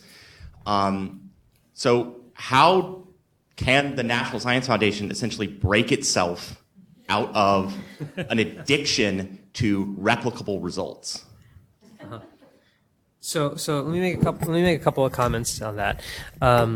First, I want to answer this. I don't mean to be defensive when I answer this, right? So let me try to. You should stop me if you feel I'm going in that direction. I think what we're doing with smart and connected communities is an example of breaking out of our typical mold, right? So our typical mold, we tend to talk at NSF about foundational research that can have an impact 10, 15, 20 years out, for example. And I think what we've been trying to message to the research community with smart and connected communities, this is intentionally different. It's about trying to motivate the research with challenges that are here in the present and now. It's still on the fundamental side of the equation, but the impact, being able to try things out, could be on the order of 3 to 5 years, or in the near and now where you're trying it out, but it's going to be able to be actually then taken and extended and applied at a larger scale and larger deployment 3, 5, 7 years from now. So already I think we're trying to do something that's intentionally different. I would argue that we are also trying really hard to think about bringing increasingly the social sciences and the computer sciences together to be able to tackle the challenges that we see in the built environment. So I would be happy to have a conversation with you afterwards about what you're seeing from your perspective and how we can, because clearly we're not doing well enough in that dimension, how we can be more out there about that. I'm Lynn Deutsch, and I'm a city council person in Dunwoody, which is part of Metro Atlanta, and has a slightly older average age than the rest of Metro Atlanta. And I appreciate very much this presentation, and I'm all about putting people back at the center of smart cities. In our case, and I have to think in other places across the country, our challenge is that we have a part of our population that just simply resists technology. My neighbor says that technology is the new ice float that, hypothetically they would put the Eskimos off to go. And there are a lot of my constituents who don't text, who may have a smartphone, but they use it simply to answer phone calls. And I'm curious, because we talk about providing services to the underserved, which is very important to me. But what do you, and I know that there's people who resist technology stuff because of privacy, but I'm curious if you have any tools for those of us who are sort of need to move forward, with polls and surveys, because it's a much more efficient way of gathering information. Like, do you want a baseball field and a football field, or do you want to, those kind of questions, rather than having a series of public meetings where the same 20 people come to every single meeting on the same topic. And it wasn't working for us, so we've had to expand how we do things. But I'm curious if you have any suggestions. So I do. I used to run a project in Boston called Tech Goes Home. It's now also in Chattanooga and some other cities around the country. And what we did was really work with the populations that were unconnected. And for seniors, to be honest with you, the goal was to say, what would you like to be able to do that you can't currently do now? Very often it was about staying in contact with family. So we got folks to come to training about, for example, how to Skype. I'm a grandmother. I'm not going anywhere that I can't Skype with my grandkids. So how do we help folks understand the value in their own lives? And then we can move to the things we would like them to use it for. I think in the end, though, there will be people that you'll never reach with this because it is not something that they choose to do, and it's their right to make that decision. But when we can find ways to meet a need they currently have, that often leads to the next step of them feeling confident and comfortable enough to go the next step. For a lot of the seniors we worked with, it was actually fear that prevented them. It wasn't that they hated technology, it's that they were fearful, that they might break it, right? That they might do something dumb. They might be embarrassed by their lack of skill. And so getting past that really requires motivating them with something that matters to them. And so, there are training programs out there, and Tech Goes Home is actually, all of the training information is open and free. And so I'd be happy to talk to you about how it gets implemented in a community, because I've helped it get implemented in several. I think we have time for one last question, if there's any more. Yes, down the front.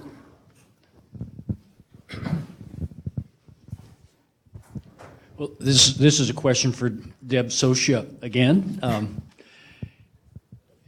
And I realize this is about smart cities, but the thrust of your early remarks were about unconnected communities, which I took to be rural, small town, and smaller cities.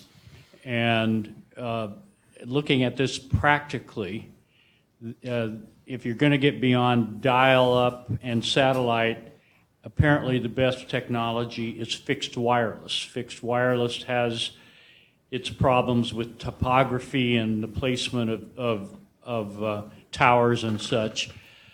And from a business point of view, the less dense the population, the more difficult it is to justify the investment to serve those populations. So my question is, what do you think is the solution? Is this somewhere where the public sector has to intervene big time in order to serve those populations? So I could talk about this for 3 days. So I'll give you the sort of short version of it. Right now, it is very hard for many, many communities to invest in their own future. First of all, I'd say the gold standard is fiber, and fixed wireless requires fiber deep into the community anyway. And guess what? It isn't there, right? So 5G and all of the smart cities applications will at some point require that level as well.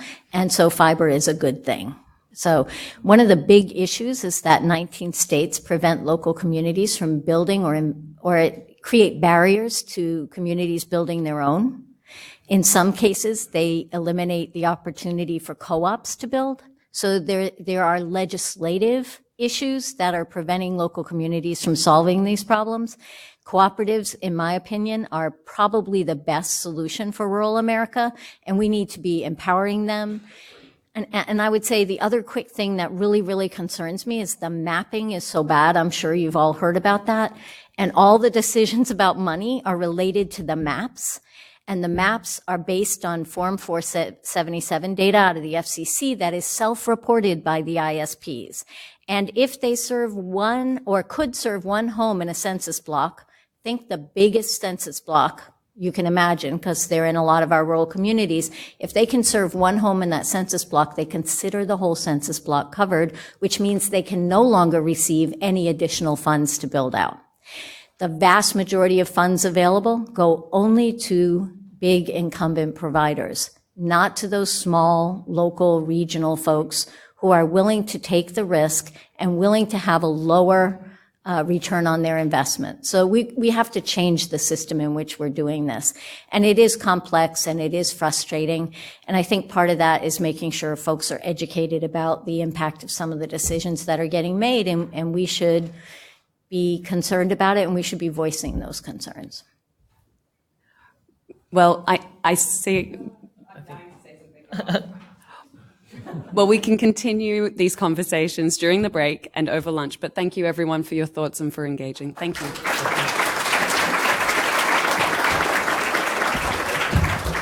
Thank you.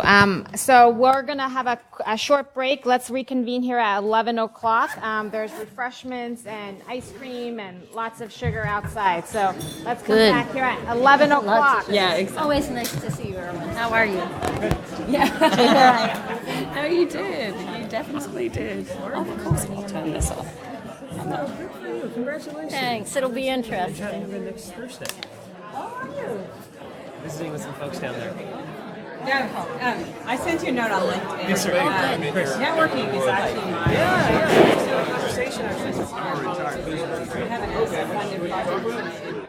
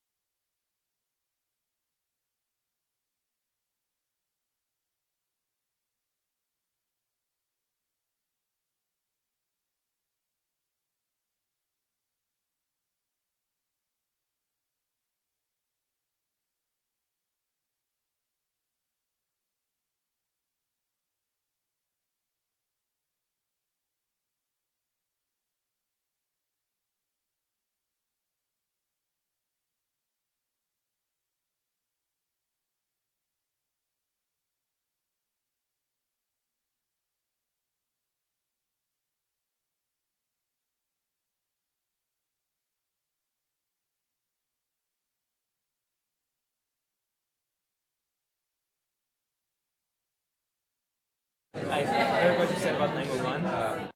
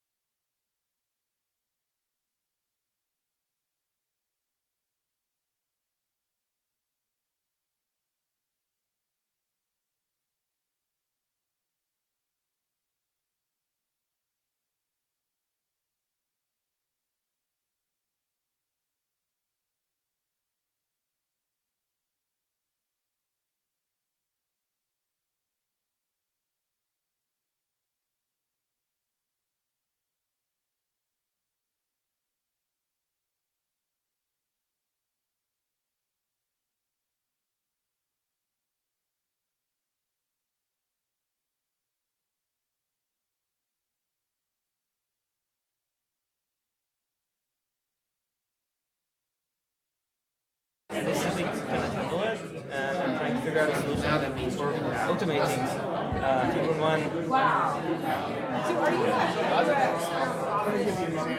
Yes, we are. That's like a side project of mine that I really hope will become something that we offer. I mean, if we could offer something like that for, a community of 5,000 people for virtually no money at all, like $500 a year or something, that should be a game changer. And I think there's benefit of doing that to the whole market. I mean, there's benefit of being the provider of that. I really hope my investors will look at it the same way. We do. Is there a way we can work together? Maybe, yeah. Maybe. I don't know when it would be exactly, but. Sure. We are piloting that. We are, I hope, we'll be piloting that in 3 cities.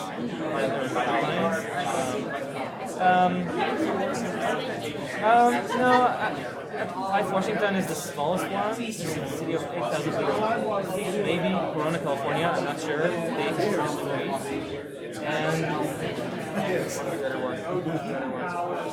city in Texas. I'm totally woke up 4:30 a.m. today. It's evening to me now, I think. Yeah. Are you on your way back? Yeah, tomorrow morning. Not today. I'm going to Peachtree Corners, which is our newest client. To talk to the mayor and the manager later on. Just using that tool the other day. Yeah. Surveying.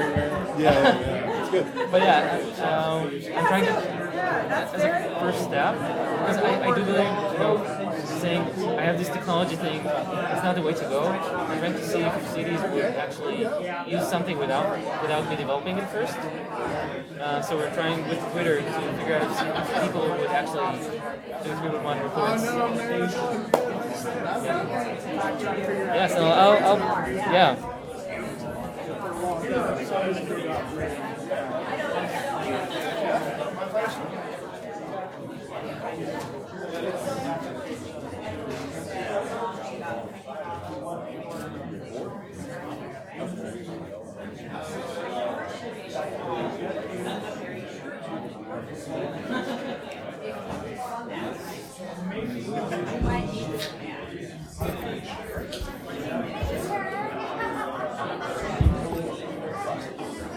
You gonna start us up? Yeah, I think.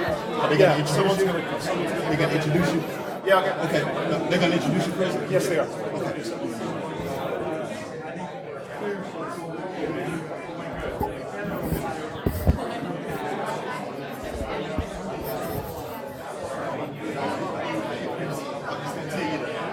Okay.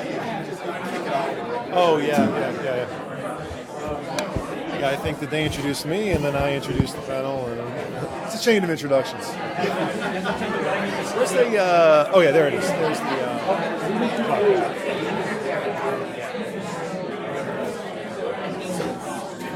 So we just need 1, 2, 3, 4, 5 chairs.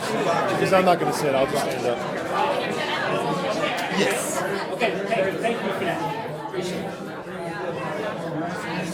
Do you have an order that you want us sitting in? Not at all. See, whatever you want. All right.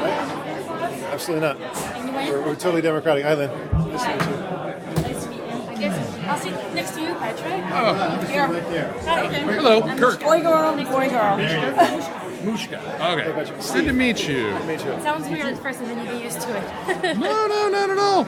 I got right in front of that one big light. Right. What's that? Closer. We have one more. All right, guys. Which let's way? become close friends fast.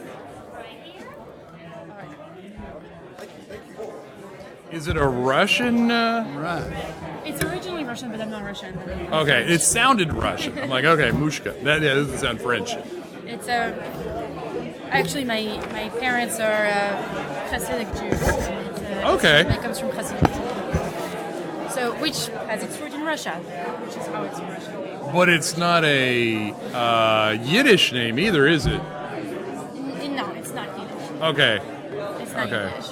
No, it's interesting how Hasidic Jews kind of stripe across what would be otherwise very well-defined ethnic groups. Yes, absolutely. And and my family does even more because You wanna? Okay, so Yeah. my family does. thank you so much for coming and everything like that. Oh. Is there a All large? right, guys, we're gonna. No, just your family. Hello, hello. Wow, that's kind of neat. Or lonely, depending on how you look at it. It's very Yeah. I've been a weirdo for a while. That's fine. Hello, hello. All right, we're gonna have our final part of this 2-day conference with the last panel, mobility at the heart of smart cities. And if you were in our evening discussion last night, where we got into a really intense dialogue about transit at the number one factor of inequality, I think this panel is going to really segment into a lot of good discussions. After this panel, then we'll do our close-in keynote with Nancy Cooper from Newsweek. And so this is going to be an exciting final part of the dialogue. Thank you. Hi, everybody. Can you hear me okay? I'm a bit taller than this microphone will allow, but let me know if you have any problems hearing me. Hi, everybody. My name is Steve Zogal. I'm with Accenture. I work in innovation strategy, and actually the functional area that specifically that I work in is called digital strategy. And what I tell new recruits to Accenture is, don't worry, no one knows what digital is, no one knows what strategy is, and together they're multiply confusing. The same thing is true very often, I find, of smart cities. So our conversation around smart cities can also get very abstract, but mobility is one of those topics that I feel is very reassuringly concrete. We can be really specific about what we mean by mobility and by next generation transportation systems. There's something about mobility that unifies us, right? So everyone has to get from point A to point B. I assume that everyone will be leaving this building at the end of this conference and not sleeping here, except for maybe a few students who are particularly hardworking. But otherwise, we're all going home, and we're all going on to different points of location. There's also something about mobility that we just noted that divides us, right? So that it's in some ways also a very powerful socioeconomic indicator. So that there's something about designing new systems that can either promote socioeconomic mobility or can restrict it. So there's a relationship between the movement there, the movement of people and the movement socioeconomically throughout our societies. So I want to start there with our panel. And I'm going to ask the panelists whenever you talk for the first time, if you can just give your name and your affiliation. I want to talk first about equality of service access. So there's been a lot of discussion around how factors like urban sprawl and emerging technologies and regulations are going to impact equality of mobility service access in cities around the world. My sister Christine, for example, had spina bifida, was not able to walk without the help of crutches or wheelchair, so she looked at mobility service access in a very different way than most of us would. So I just want to bring this to the panel first. Let's talk about equality of service access to cities around the world. Perspectives. So I guess I'll get us started. Please. So I think that when we think of mobility, our mind naturally goes back to movement of vehicles, any kind of vehicle, in whatever shape, color, or form. And really, mobility is about the movement of people and goods. And that's really what we are trying to do, as Stephen, as you pointed out yourself. It's about getting from point A to point B, and now it has become about getting from point A to point B in a sustainable manner. It has become about getting from point A to point B in order to unlock a social benefit or an economic opportunity. So it's more than just that movement. It becomes about the means, about the way to access key benefits, key economic opportunities that then allow not just individuals and households to grow, but then cities and regions to grow as well. And so I think that's an important mindset shift that we need to go through and that we have been going through, I feel like, in the last few years, relatively recently. A few things that we don't also think about necessarily always is that when we look at population trends, the world population is aging. And so we have more and more, larger and larger senior population that might not be as technologically savvy, especially as technology is exponentially shifting and transforming itself. There is actually quite a large part of the world's population that's unbanked and that's disconnected and therefore does not get access to the services that we are now putting in place. All of these new technologies depend on not only having a smartphone, but being able to access that 5G, that broadband, and actually, plug into these travel demand management platforms. And then something else that we also don't talk about very often is something that's close to my heart is the woman burden.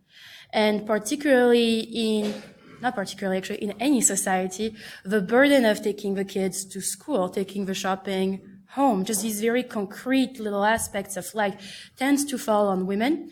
And it's also women who are most exposed to safety risks that are linked to mobility. So we all know Malala's story, right, which is after all a mobility story. And so this conjunction of needs and risks, particularly for the female population around the world, is also very important to look at. And last but not least is, as we are seeing an urbanization trend, a very strong urbanization trend, with almost 70% of the world's population projected to live in cities by 2050, there is also a big shift happening in real estate pricing and in residential zoning that is causing more people to move away from the cities to be in the peripheries of the city, making living in city centers more expensive, etc. And so we need to start looking at mobility not as the silo of transportation, but really connected to all of these different trends. So that would be kind of, for me, just the directions that I would take. Oh, and sorry, I forgot to introduce myself. With all of that, I guess I've been taught well to focus on content and not me. I'm Mushka Heller. I work for the World Economic Forum and based in New York City, and I lead our initiatives on smart integrated urban mobility. Lynn, do you want to say? Yeah, I'll just add on to what she said. My name is Lynn Blake. I'm the head of mobility for North America for PSA Group, and I'm sure you're asking who's PSA. We're a French automaker who's making our way back to North America, bringing the Peugeot brand. But right now we're starting in mobility services. So we're taking a service-first approach to understand the market, and we've actually launched our first operation in Washington, D.C. And as part of that operation, we try to give access to all 8 wards of the district. And we actually use the back-end technology to understand where our cars are, where they're used, to make sure that we're giving that accessibility to all areas of DC, even those that are more disadvantaged. So that's kind of one aspect that we do. We also know in this space there are cities that give subsidies. So Seattle and LA are good examples of giving subsidies to operators like us so that we can afford to extend our service out to those transit deserts or whatever we want to call them. So those are a couple of examples of how we're trying to improve accessibility. The final thing I would say is that from a transportation perspective, it's tough for mass transit to get everywhere. So we need to look and partner with governments on things like shuttle services or other services that can help communities in need. Coming back to that subject of transit deserts, is that a term that people are familiar with? Raise a hand if you know what a transit desert is. Okay, roughly half. Okay. So the lack of mobility services in particular areas is another concern, right? So it's been shown that the residents who are living in areas that are underserved by public transportation suffer higher disease rates, higher rates of unemployment, and higher rates of socioeconomic or adverse socioeconomic mobility. So how do we design the cities of the future to avoid and eliminate transit deserts?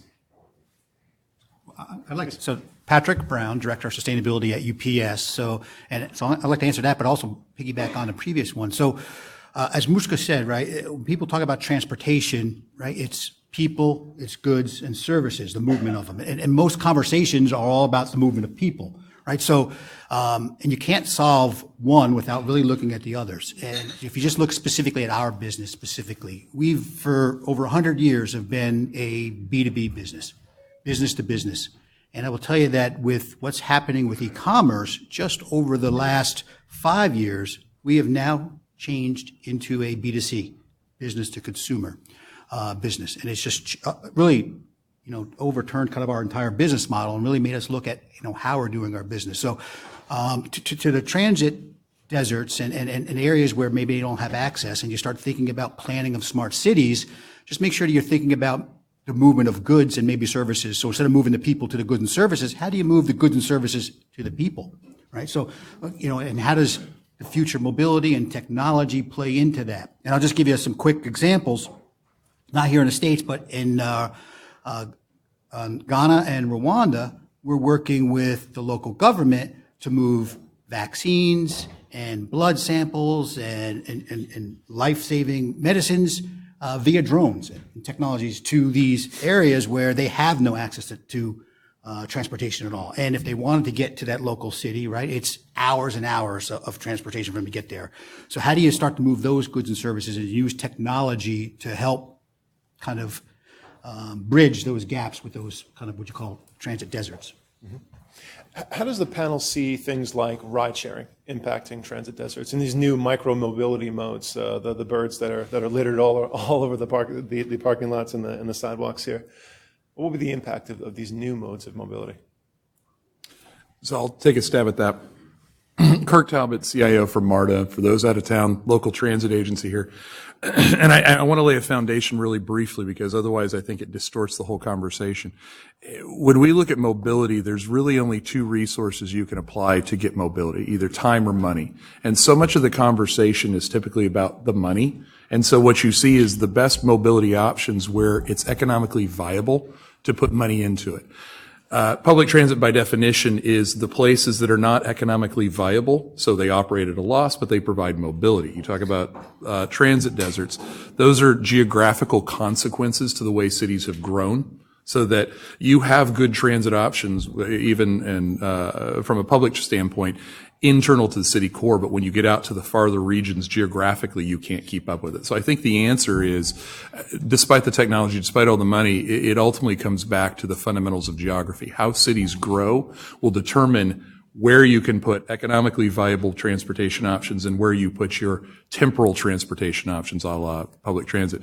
But to the point of the emerging micromobility, I think what it's doing, which is fantastic, most transit agencies I don't think have embraced it yet, but what really is happening is technology is entering the market and it's changing the coefficients. What used to be horribly inefficient, very expensive for a transit agency or even for a for-profit company to do, now is becoming economically viable. And so it's changing how transit agencies, I can speak on our behalf, will start to look at service delivery.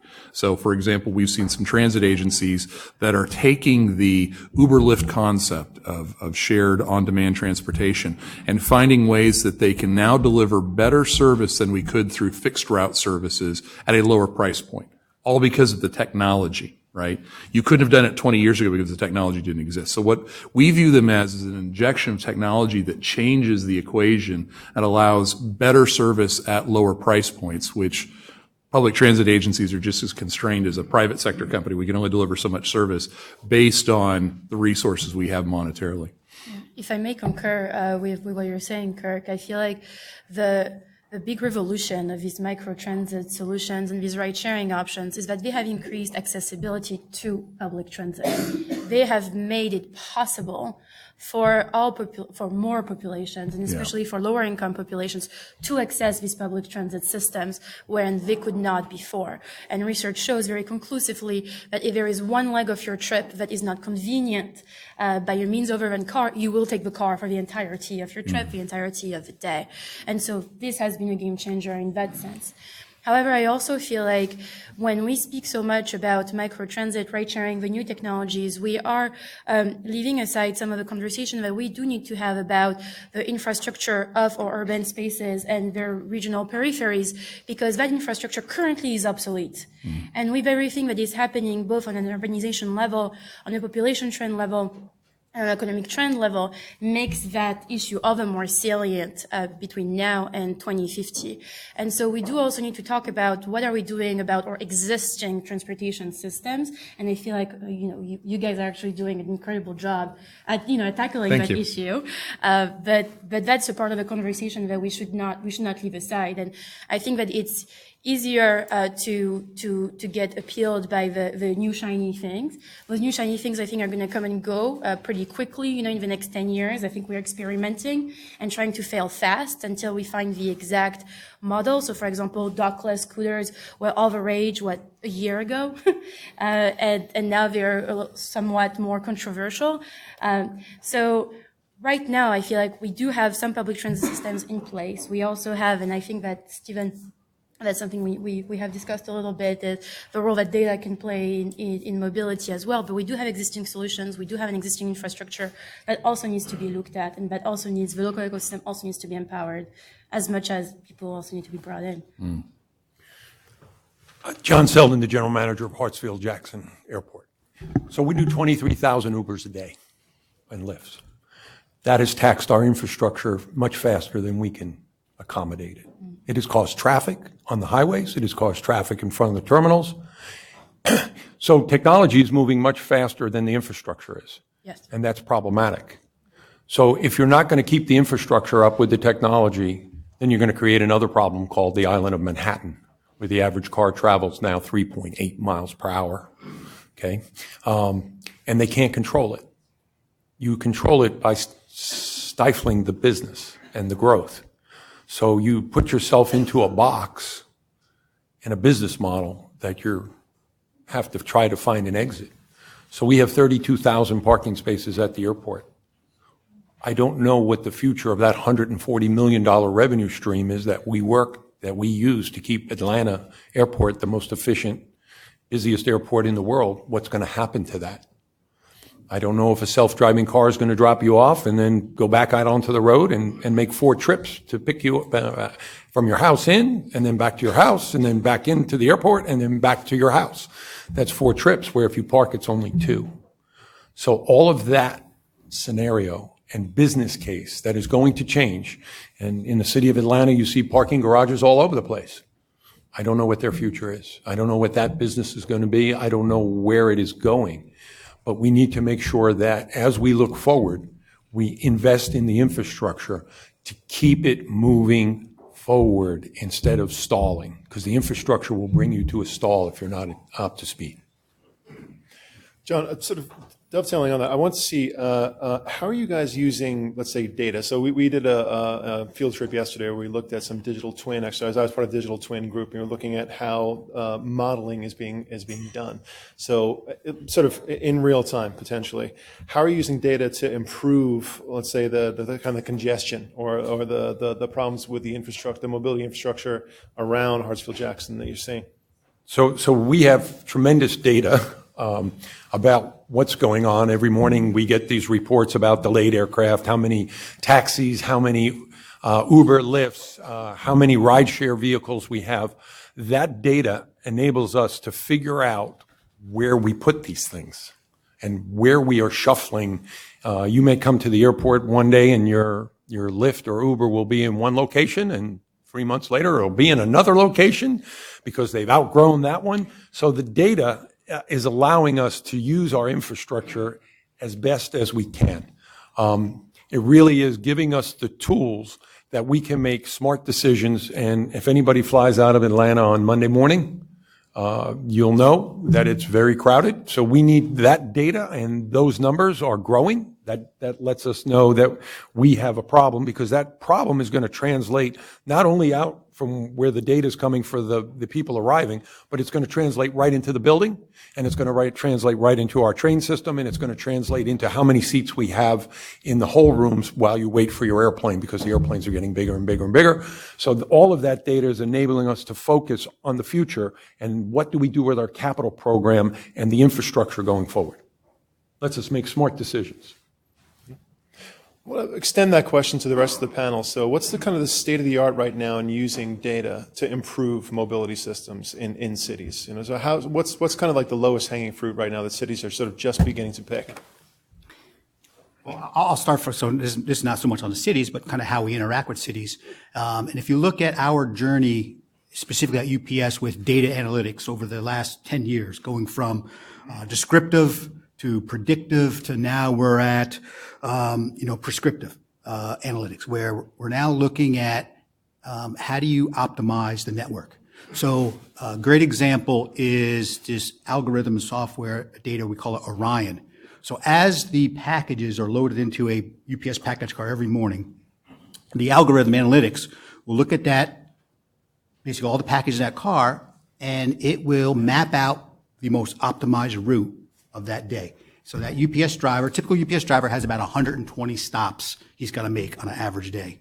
And if you think about all the different variables of what order you could do those stops in and the commit times for the customers, it's a huge number. So using analytics, we are saving on average 6 to 8 miles a day per driver. We have over 65,000 drivers on the road every day. So that adds up to huge savings. So just through that one use of data, we're avoiding and eliminating 100 million miles a year. Right? That's 10 million gallons of fuel. That's 100,000 metric tons gone just through the use of data. So, for us, and I tell folks, it's, the greenest mile is the mile we never drive. So for us, it's about using data to avoid those miles driven. Ideas, and you could even put them in front of somebody, but they go, yeah, but we haven't been doing it that way for 20 years, and our rules are written this way, and this is how we do it, right? So there is a massive impediment to acting on the data that we have, making better decisions, and that's going to take a cultural change. And I think that's the real core before we start to realize the benefits of the data we already have. Yeah, and we, at Free to Move, we're actually looking at innovative platform in order to ingest data, not just from, your sector, the government sector, but also from all the other mobility service providers, because that's going to help you understand how your constituents are actually moving around the city. And then once you have that data and you actually have the insights, then how do you action on that? How do you set regulation? How do you tax whatever needs to be taxed? And how do you make sure that that becomes a more efficient system for all? Absolutely. And Ford in April just released the City One Insights, which is a digital platform that looks to do what you're talking about. I definitely feel like that's part of the future. And I hear what you're saying, but it's actually not that low hanging, because on a technical level, there is so much work to do, right? To clean the data, to standardize the data, to actually abstract the relevant insights. But I do feel like this is the direction that we are going. There is, I think, a challenge where what digital platform is going to be the platform where competitors, of services are all going to be willing to give their data, who is going to be that? And of course, there are ways around it. Yeah, there are ways around it. In DC, for example, DC has mandated open APIs for all mobility providers.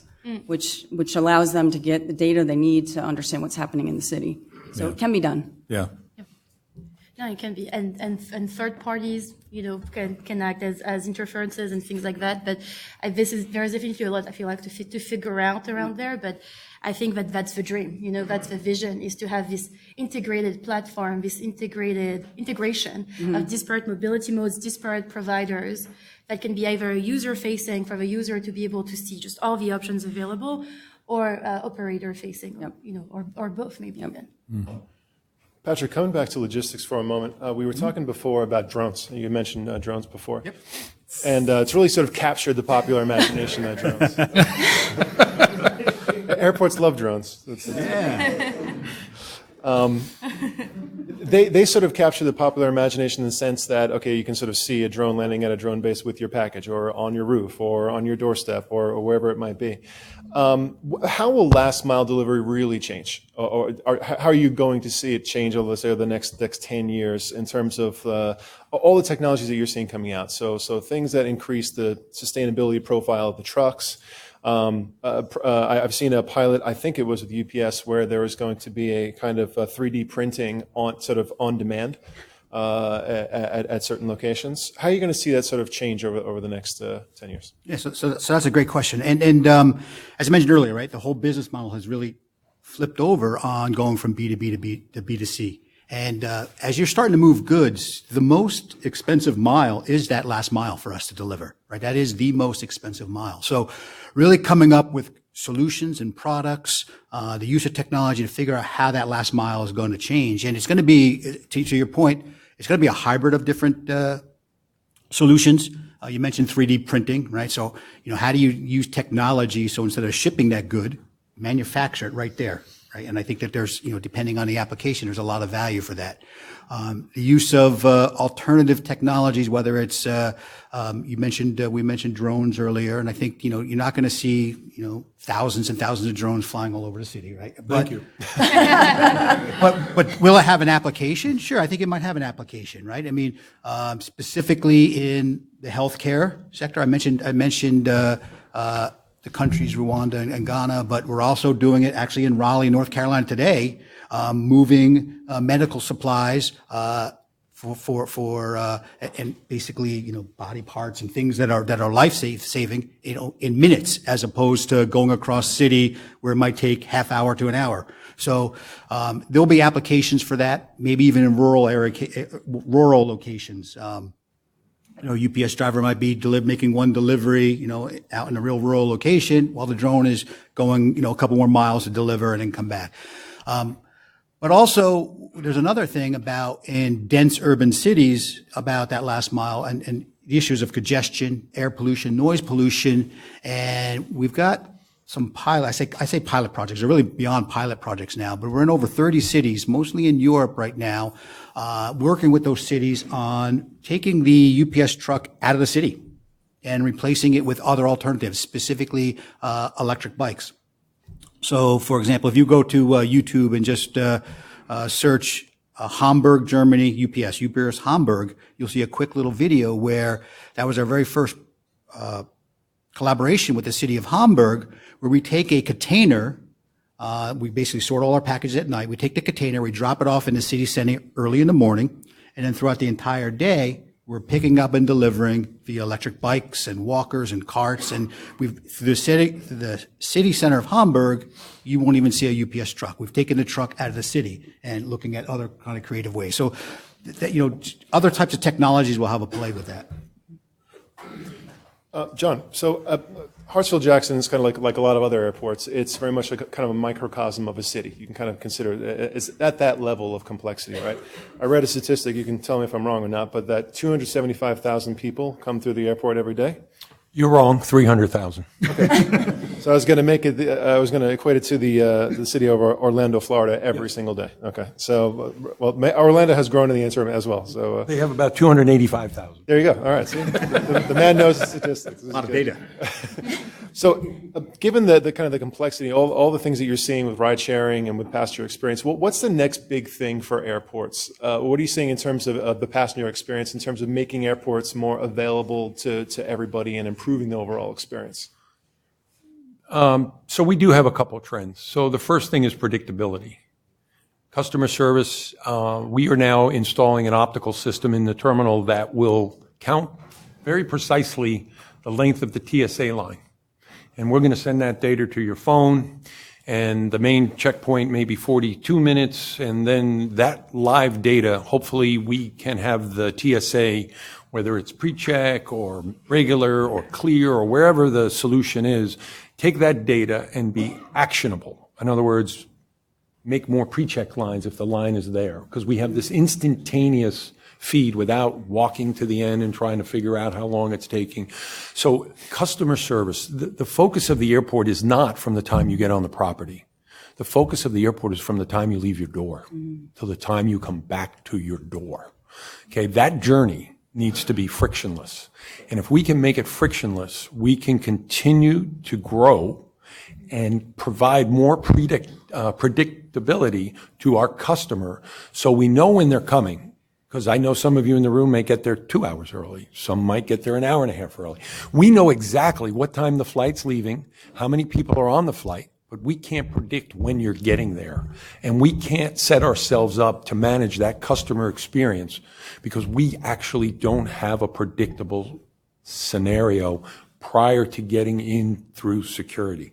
So that causes a problem for us. So the focus of what we're trying to do is to provide a frictionless, predictable system that will allow you to say, I look at my phone or whatever device, I need to leave now. I know I will get there at a certain time.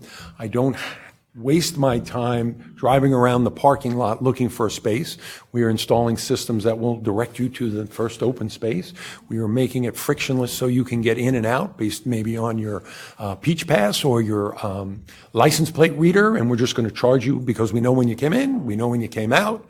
Maybe we look at the parking experience, we look at the Uber, Lyft experience, and I am all for MARTA. I come from New York.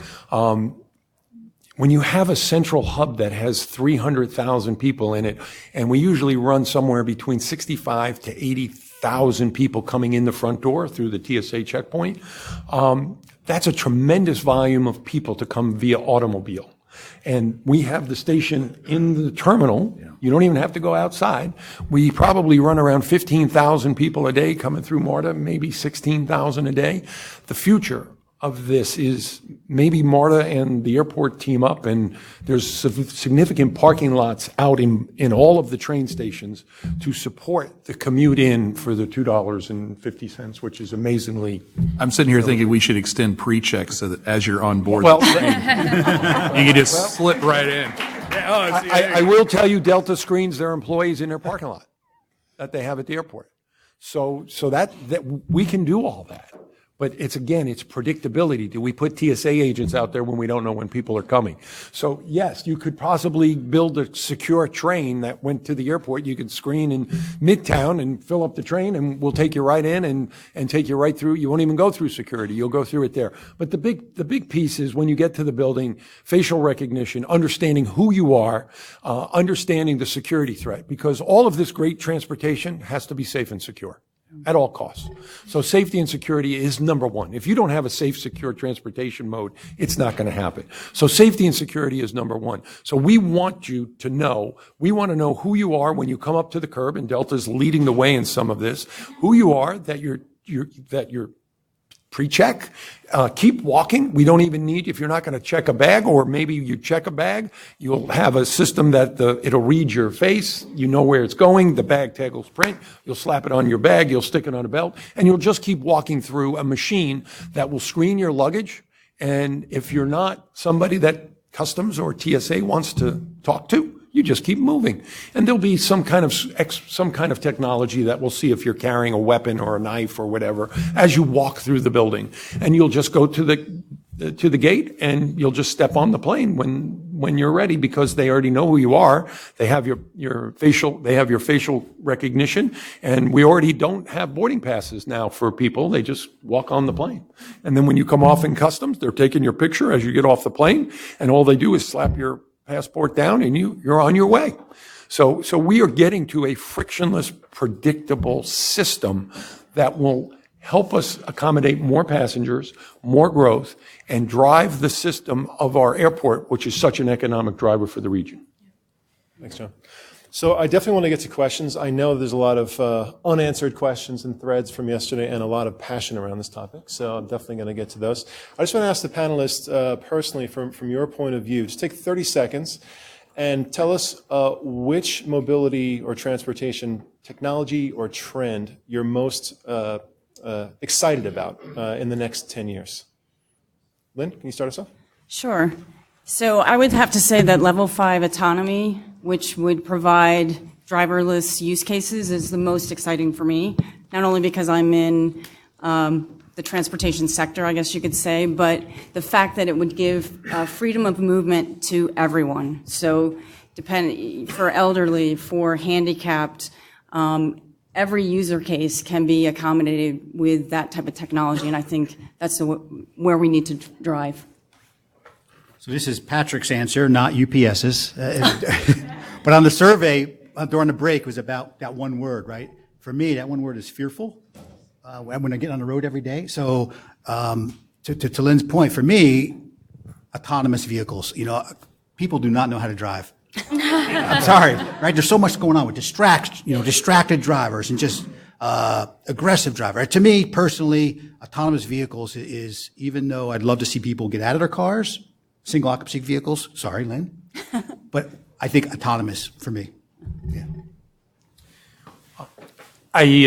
I think there's enough traffic in Georgia and in New York that we don't need any more vehicles on the road, and I think we need to figure out a way to mass transit move people around. I really believe in mass transit, and I got this brief from these very bright people about these J-pods, which are like ski lifts that take you everywhere you want to go, and they build a system, and it's a car of 6 people, and they're strangers, and it bypasses people that stops. I really think mass transit, especially in cities, we have to figure it out.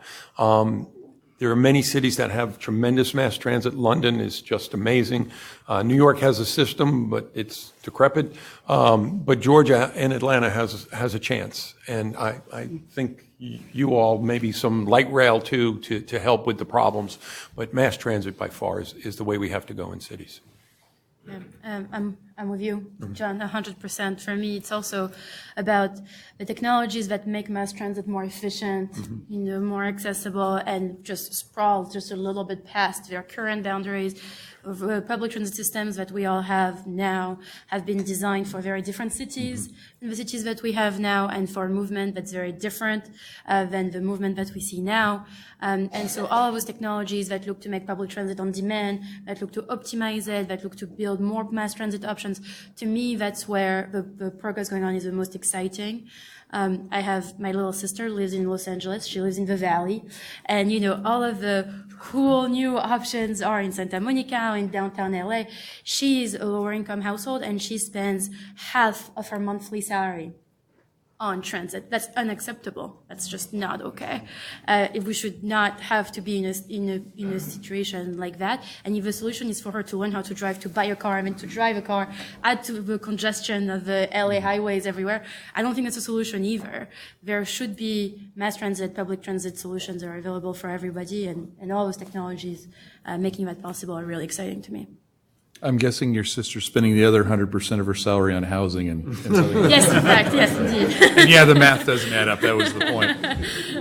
I would say 2 things. One is emerging business models. As much as the technology comes out, if you don't have a good business model, you can't apply the technology. And there's some things that are popping up in terms of transportation mobility business models that are very intriguing. I think the next 5 to 10 years, you're going to see some phenomenal growth just because of emerging business models.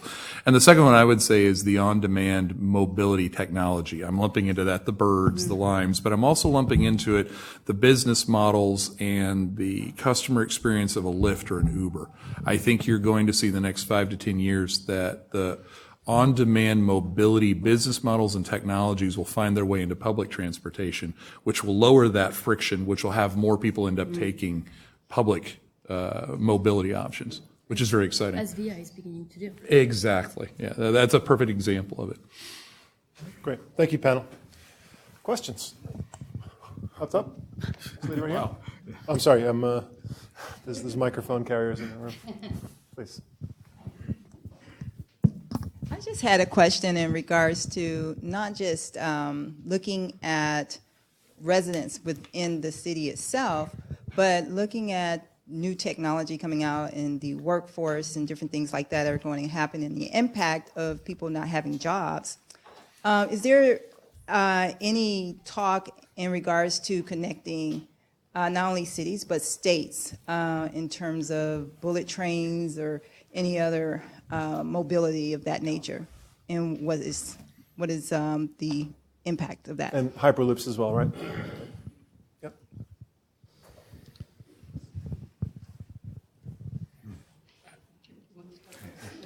Because we didn't answer that one. A question for, Yeah, let's,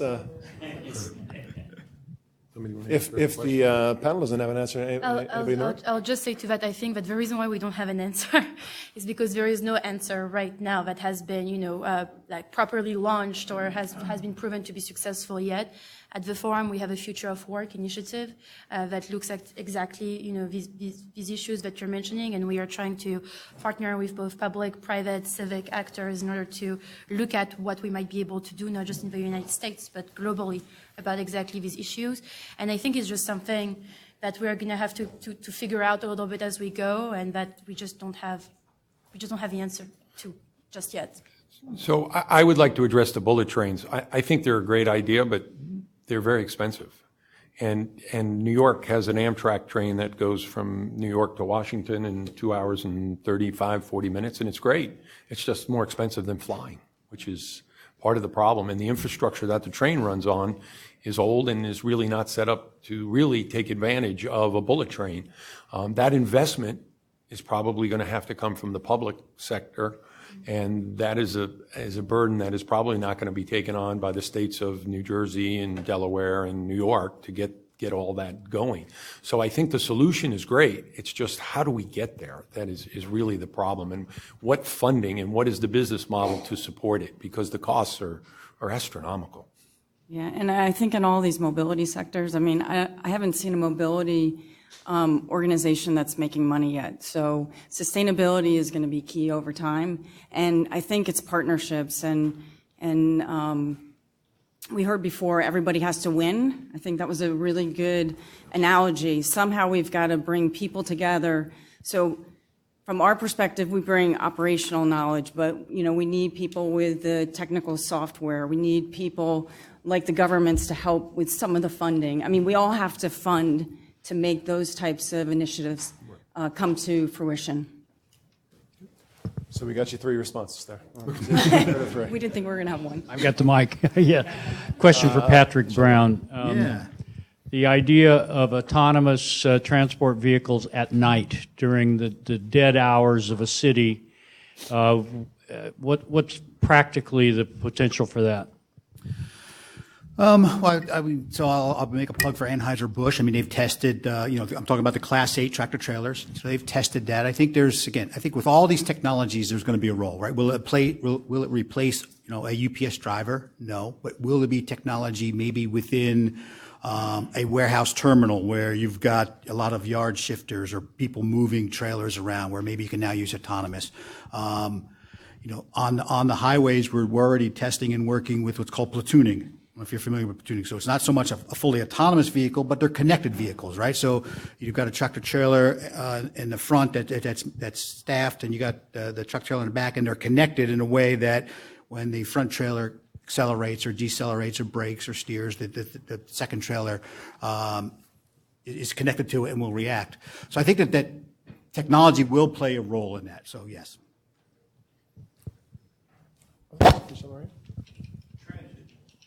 Atlanta has had 4 votes in Gwinnett County where transit has failed over the last 25 years. Cobb County has had 3 votes that have failed. It took years for Clayton County to be successful in voting. The city of Atlanta has approved it again. But I think we're ignoring the simple fact that politics in a suburban area, the voters are telling us they don't want to pay for transit. So I think no matter how much we tell them that this is the best solution for them, they're voting to not pay for it. And I think we need to, if anything we talk about technology communication to the citizens, we need to figure out a better way to communicate with those voters that keep saying no.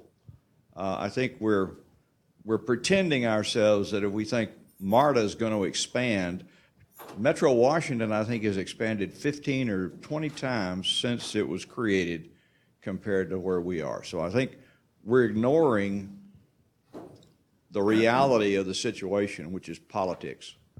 Here's my vote for highways. Well, that's certainly what the state government votes for. Why do we vote on MARTA, but I don't get to vote on highways?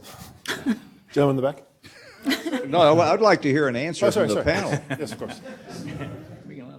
Well, I didn't hear a question. I heard a statement. The question is, what are you going to do about the politics? You all advocate MARTA expansion of transit, but you've got to come up with a funding solution that people will approve. How are you going to do that? So I've got to clarify, I'm not authorized to speak on behalf of MARTA from a political standpoint or anything else. I can tell you that is a well-discussed topic internally, but I can't tell you what the direction is going to be and how that's going to be handled legislatively. I can tell you, I like what Patrick said. This is a Kirk answer. This is not a MARTA answer. And I look at it holistically, and I go back to the geography. As you get higher density, you have to have public transit. It doesn't work. Imagine a private airport where everyone's just flying their own airplanes. You have to aggregate. To his point, I've never understood, and this is not a full answer, but why we have to get voter approval for that one utility, but we don't ask if they want roads, if they want water, if they want power, if they want sewer. Those sorts of things are not put up to a referendum. I don't know the answer, but we do have a dichotomy, to your point, of certain things need pre-approval, and until you feel the pain, politically things don't happen, right? But that's not an official MARTA answer. That's just having watched the way things play out, you're right. Politics is very much at the heart of what we can roll out. John in the back.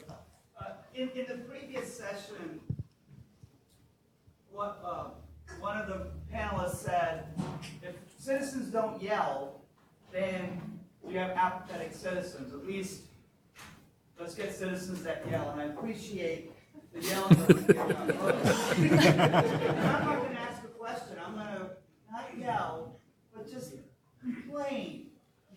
We love MARTA, the people in this room. We love MARTA. We're big advocates of transit. But MARTA is, the perception of many of us is MARTA is also consistently failing itself in some of the decisions that MARTA makes on what to do and what not to do. And that's it. Just wanted to, as a citizen, wanted to let you know because you're here for MARTA. Thank you. I'll take that message back. Yeah, hi. Dean Marsh from Dassault Systèmes, another French company. And first of all, I want to say this has been a fantastic panel. Really appreciate the comments, particularly John, some of your earlier comments about infrastructure and providing the frictionless experience. I'm going to appreciate that when it happens. Sounds like an opportunity for a digital twin. But you know, you guys have alluded to a couple of trends that I've been tracking. Number one is there are those that say the age of the internal combustion engine is over. It's dying. And so we see the rise of electric vehicles, which go hand in hand with autonomy. And so, Lynn, I'd like to get your thoughts. When do you believe that? When do you think the cutover period is? And then what's happening with the infrastructure to really provide autonomy and, you know, electrification of vehicles? And then what service models do you see emerging? There's the idea that people shouldn't own cars anymore versus, you know, what's the driving experience? So from being from that industry, I'd like to hear your thoughts. Those are like three big questions, right? Electrification, I think, is coming very strong, and a lot of it's being driven even by Europe, by the regulations of emissions. So, I mean, from our perspective at PSA, we will electrify all of our platforms. So electrification is coming. We need economies of scale to make it affordable, because right now, I think people would agree that electric vehicles are not as affordable as ICE or internal combustion engines. So that's part of the challenge that we need to bring to the marketplace. Autonomy, I think, has a lot of different tentacles, right?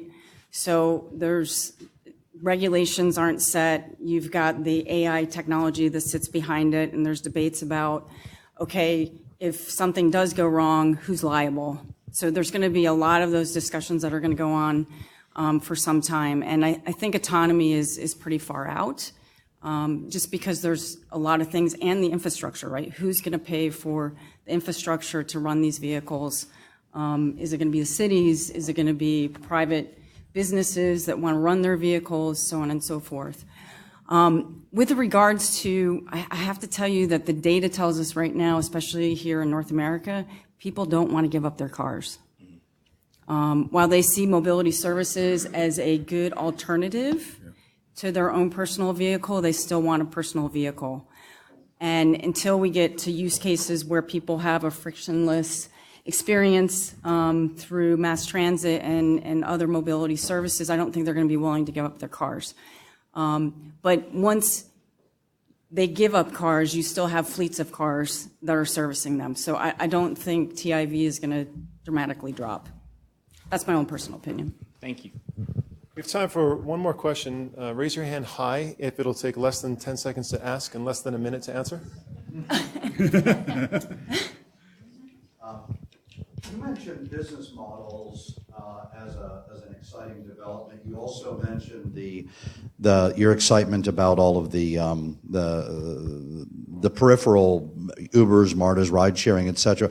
Are there any examples from other jurisdictions where there's been a formalized integration between the public transit and those services from a combined ticketing perspective, maybe an app that would allow predictive pooling of assets so that, there's been a lot about public-private partnerships. That would seem like a relatively low-hanging fruit. The short 10-second answer is yes, there are multiple.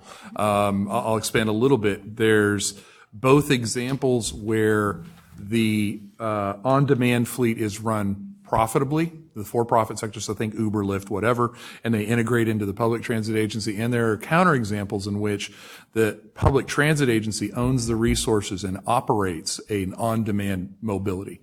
So when I get to the business models, what's happening is the price point and the technology is allowing it to have multiple options. And we've yet to determine which business model will win out in the marketplace, but there are examples on both sides of the ledger. And there are multiple integrated payment technologies currently in the market that do exactly what you're describing and allow you to combine like a public transit ride with let's say an Uber or Lyft ride. Yeah. And I'm happy to give you some examples offline of that. But there are multiple business models. There isn't just one. Yeah. And there are a few in the US. Great. Thank you. Please thank our panelists.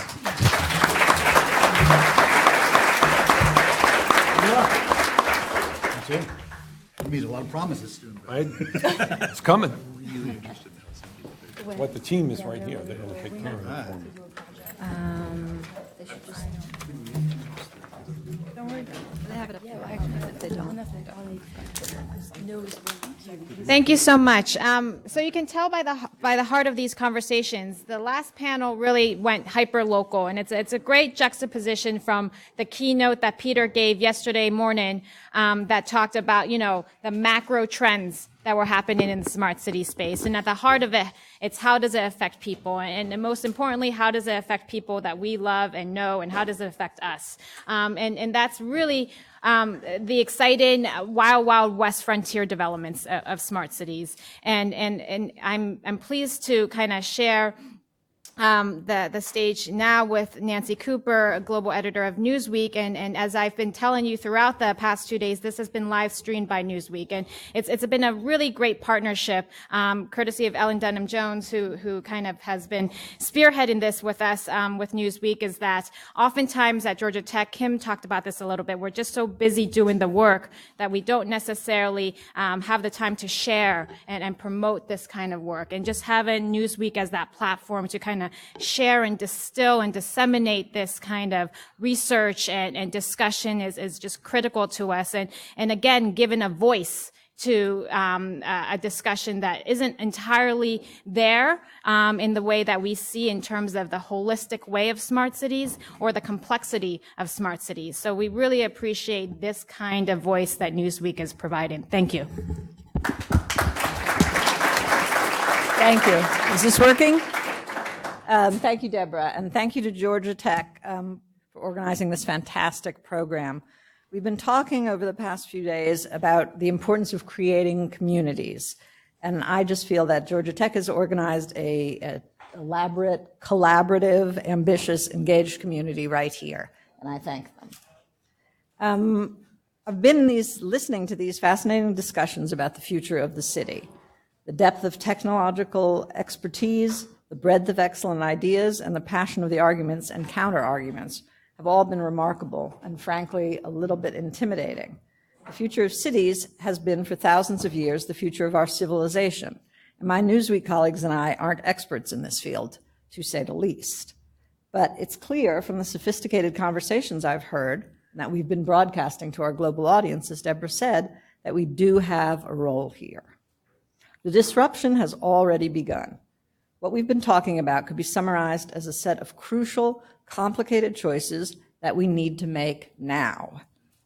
The news cycle, the modern news cycle, however, barely leaves room for instant analysis.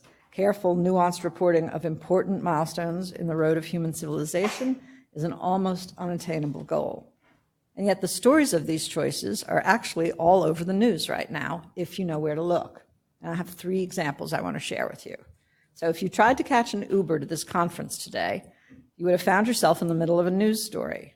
Rideshare drivers in Atlanta are joining their coworkers across the United States and around the world in a strike to demand a fairer share of the profits that have made investors and executives in their companies extremely wealthy. Their outrage was prompted by 2 giant IPOs, part of a wave of share sales expected to create 5,000 new technology millionaires this year. Okay, for comparison, it would take an Uber driver working 10 years of 80-hour weeks without a break to earn $1 million. And even at that utterly unsustainable pace, the driver has to work 2 full years just to give Uber their share of the money. Now, that's an egregious injustice that needs an intervention, right? So here comes the intervention. If you fly into Phoenix next week and order a lift from the airport, you'll find yourself in the middle of another news story. An example of just this intervention. Lyft is partnering with Waymo to put driverless cars into its ride-sharing fleet and make them available via the Lyft app. So one way to avoid striking drivers is to replace them and make them obsolete with driverless cars. Most news outlets in America covered one or both of these stories, but few put them together. Because social justice and technological advancement are rarely covered by the same reporter, they're rarely seen as part of the same story. That's a challenge for journalism right now. So it's little wonder that the public largely embraced both the growth of ride-sharing and the growing protests over income inequality without seeing that they were a facet of a single complex choice. All right, second example. Let's say you were to vacation in the Maldives. You'd find yourself in the middle of another news story and another complicated urban planning choice. 10 years ago, with anticipation building over a global climate deal in Copenhagen, the Prime Minister of the Maldives held a cabinet meeting underwater, literally signing documents beneath the waves of a lagoon with a coral reef as a backdrop for the news cameras. The Prime Minister was making a dramatic point. If climate change continued, his capital and much of his nation would be underwater in a couple of decades. The Prime Minister was pleading for help, not just on carbon emissions, but also for a sovereign wealth fund to help relocate his population to another country. The Maldivian government promised to do its part to cut back on its own carbon footprint, mainly caused by tourists flying in to use the resorts. Okay, 2018, and with the United States pulling out of the Paris Climate Accord, the Maldives also made an about-face. It opened a new international airport. You don't have to be a climate change skeptic to see the irony. Was this crass opportunism? Was it flip-flopping? Maybe it was extraordinary contingency planning. If the climate models were wrong and your nation wasn't going to sink beneath the ocean, you might need a third airport. The news coverage wouldn't have helped you decide. Virtually all of the publications that covered the underwater cabinet meeting ignored the implications of the new airport. And many others, meanwhile, seized on the opening of the airport as literally concrete evidence that global warming was a myth. Third story, from my cold, dead hands. Now, when I say that, of course, you think of Charlton Heston with his rifle and NRA members. But it's also the slogan of a very different group of activists, the Human Driving Association. Their hands, in this case, are wrapped not around a gun, but a steering wheel. Their biggest fear, they say, is that human driving will be made illegal for safety reasons, and that the resulting loss of autonomy, or rather the transfer of autonomy from a human to the machine, will make people less free and less human. The campaign was organized at events where only cars built between 1980 and 2000 are allowed. It sounds simplistic. It sounds reactionary. One of the organizers was, after all, a winner of the Cannonball Run, an illegal, gas-guzzling, coast-to-coast road race. But the ethical and sociological arguments around autonomous vehicles are not straightforward. What is clear is that all the issues we've been discussing need to reach a wider audience. For example, the 40 million readers who come to Newsweek every month from around the globe. Newsweek has spent the better part of 9 decades on a mission to give its readers carefully curated, nuanced views of the complicated stories just like these. This endeavor, essentially understanding the future of our civilization, not only requires strong reporting and deep expertise on each individual story about the future of cities, transportation, and technological disruptions. We need a sophisticated view of the whole future, the whole picture, to help our readers and others make sense of the world that is already beginning to emerge. And that's why we're partnering with Georgia Tech to announce the Newsweek Next Momentum Awards, an annual celebration of the people and cities propelling the world toward an environmentally sustainable, socially equitable, economically viable future of autonomous mobility and smart urban environments. Newsweek editors will work with the world-class experts here at Georgia Tech to convene an awards council over the summer and choose the honorees. The council, the nominees, and the global voting for the world's smartest city will be published in Newsweek.com. The winners, that'll be 5 individuals and 1 city partnership, will be announced in the fall, and I'm sure we'll highlight some of the runners-up as well. And all of this will be both on our website with the 40 million viewers and in the magazine as well. I want to thank our colleagues at Georgia Tech, especially Deborah Lamb and Ellen Dunham-Jones, for being such inspiring and supportive partners in this exciting new venture. I look forward to hearing your nominees and seeing many of you in the fall. I think we have some winners right here in the room. And I wish you well with your work on the city of tomorrow. You're making news today. Thank you.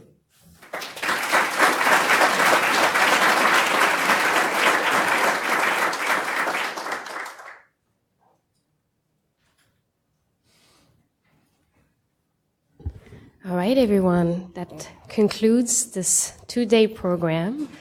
I really want to take this opportunity to thank all of you, starting with obviously the Georgia Institute of Technology and Dennis Lockhart, who is the brainchild of this series, and Joe Bankoff, the chair of the Semlin School of International Affairs, for giving me this opportunity to partner with you on this initiative.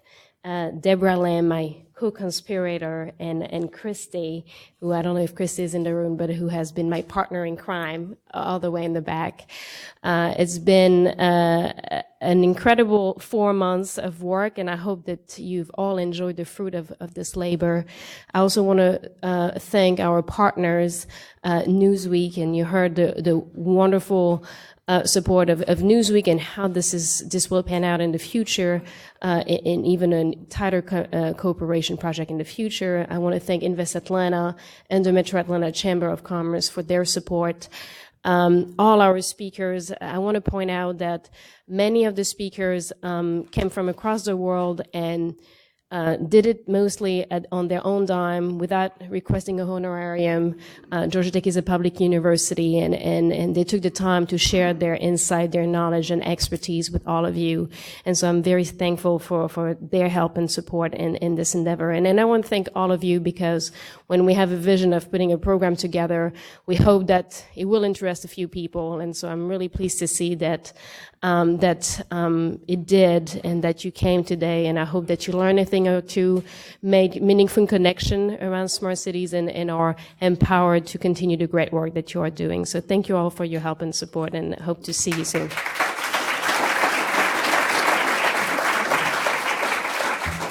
And as we close, I just simply have to say thank you to both of these young women for their support and their reach and their commitment, as well as their efficiency.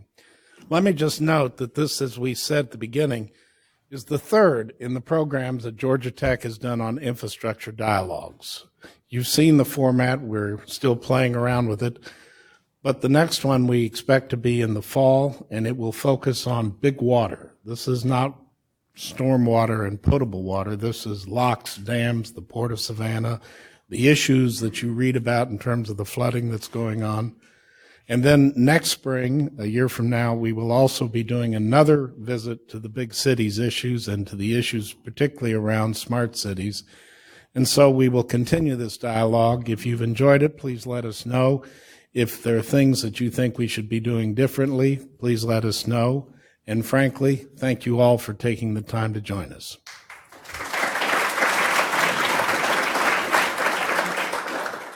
Thank you. One more round of applause for Joe and Claire and Dennis. Thank you.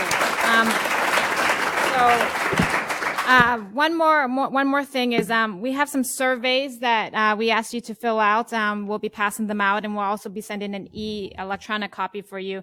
Please send us your feedback. You know, this is very much an iterative, collaborative process. Tell us what worked. Tell us what didn't work. We're really going outside our comfort zone a little bit at Georgia Tech, but really trying to tackle these grand challenges head on. And we couldn't do it without all of your support. You know, from the very beginning of this, we really consider this a collaborative effort that really inspires us and promotes us to do research on the ground that makes an impact in the community. So when I hope that when you come visit us again next year, we will be able to say a lot more that we have done and a lot more impact that we've been able to do. And together we are really redefining and recreating what it means to be a smart city that has a heart, that puts people at the center and hopes to really tackle those inequalities.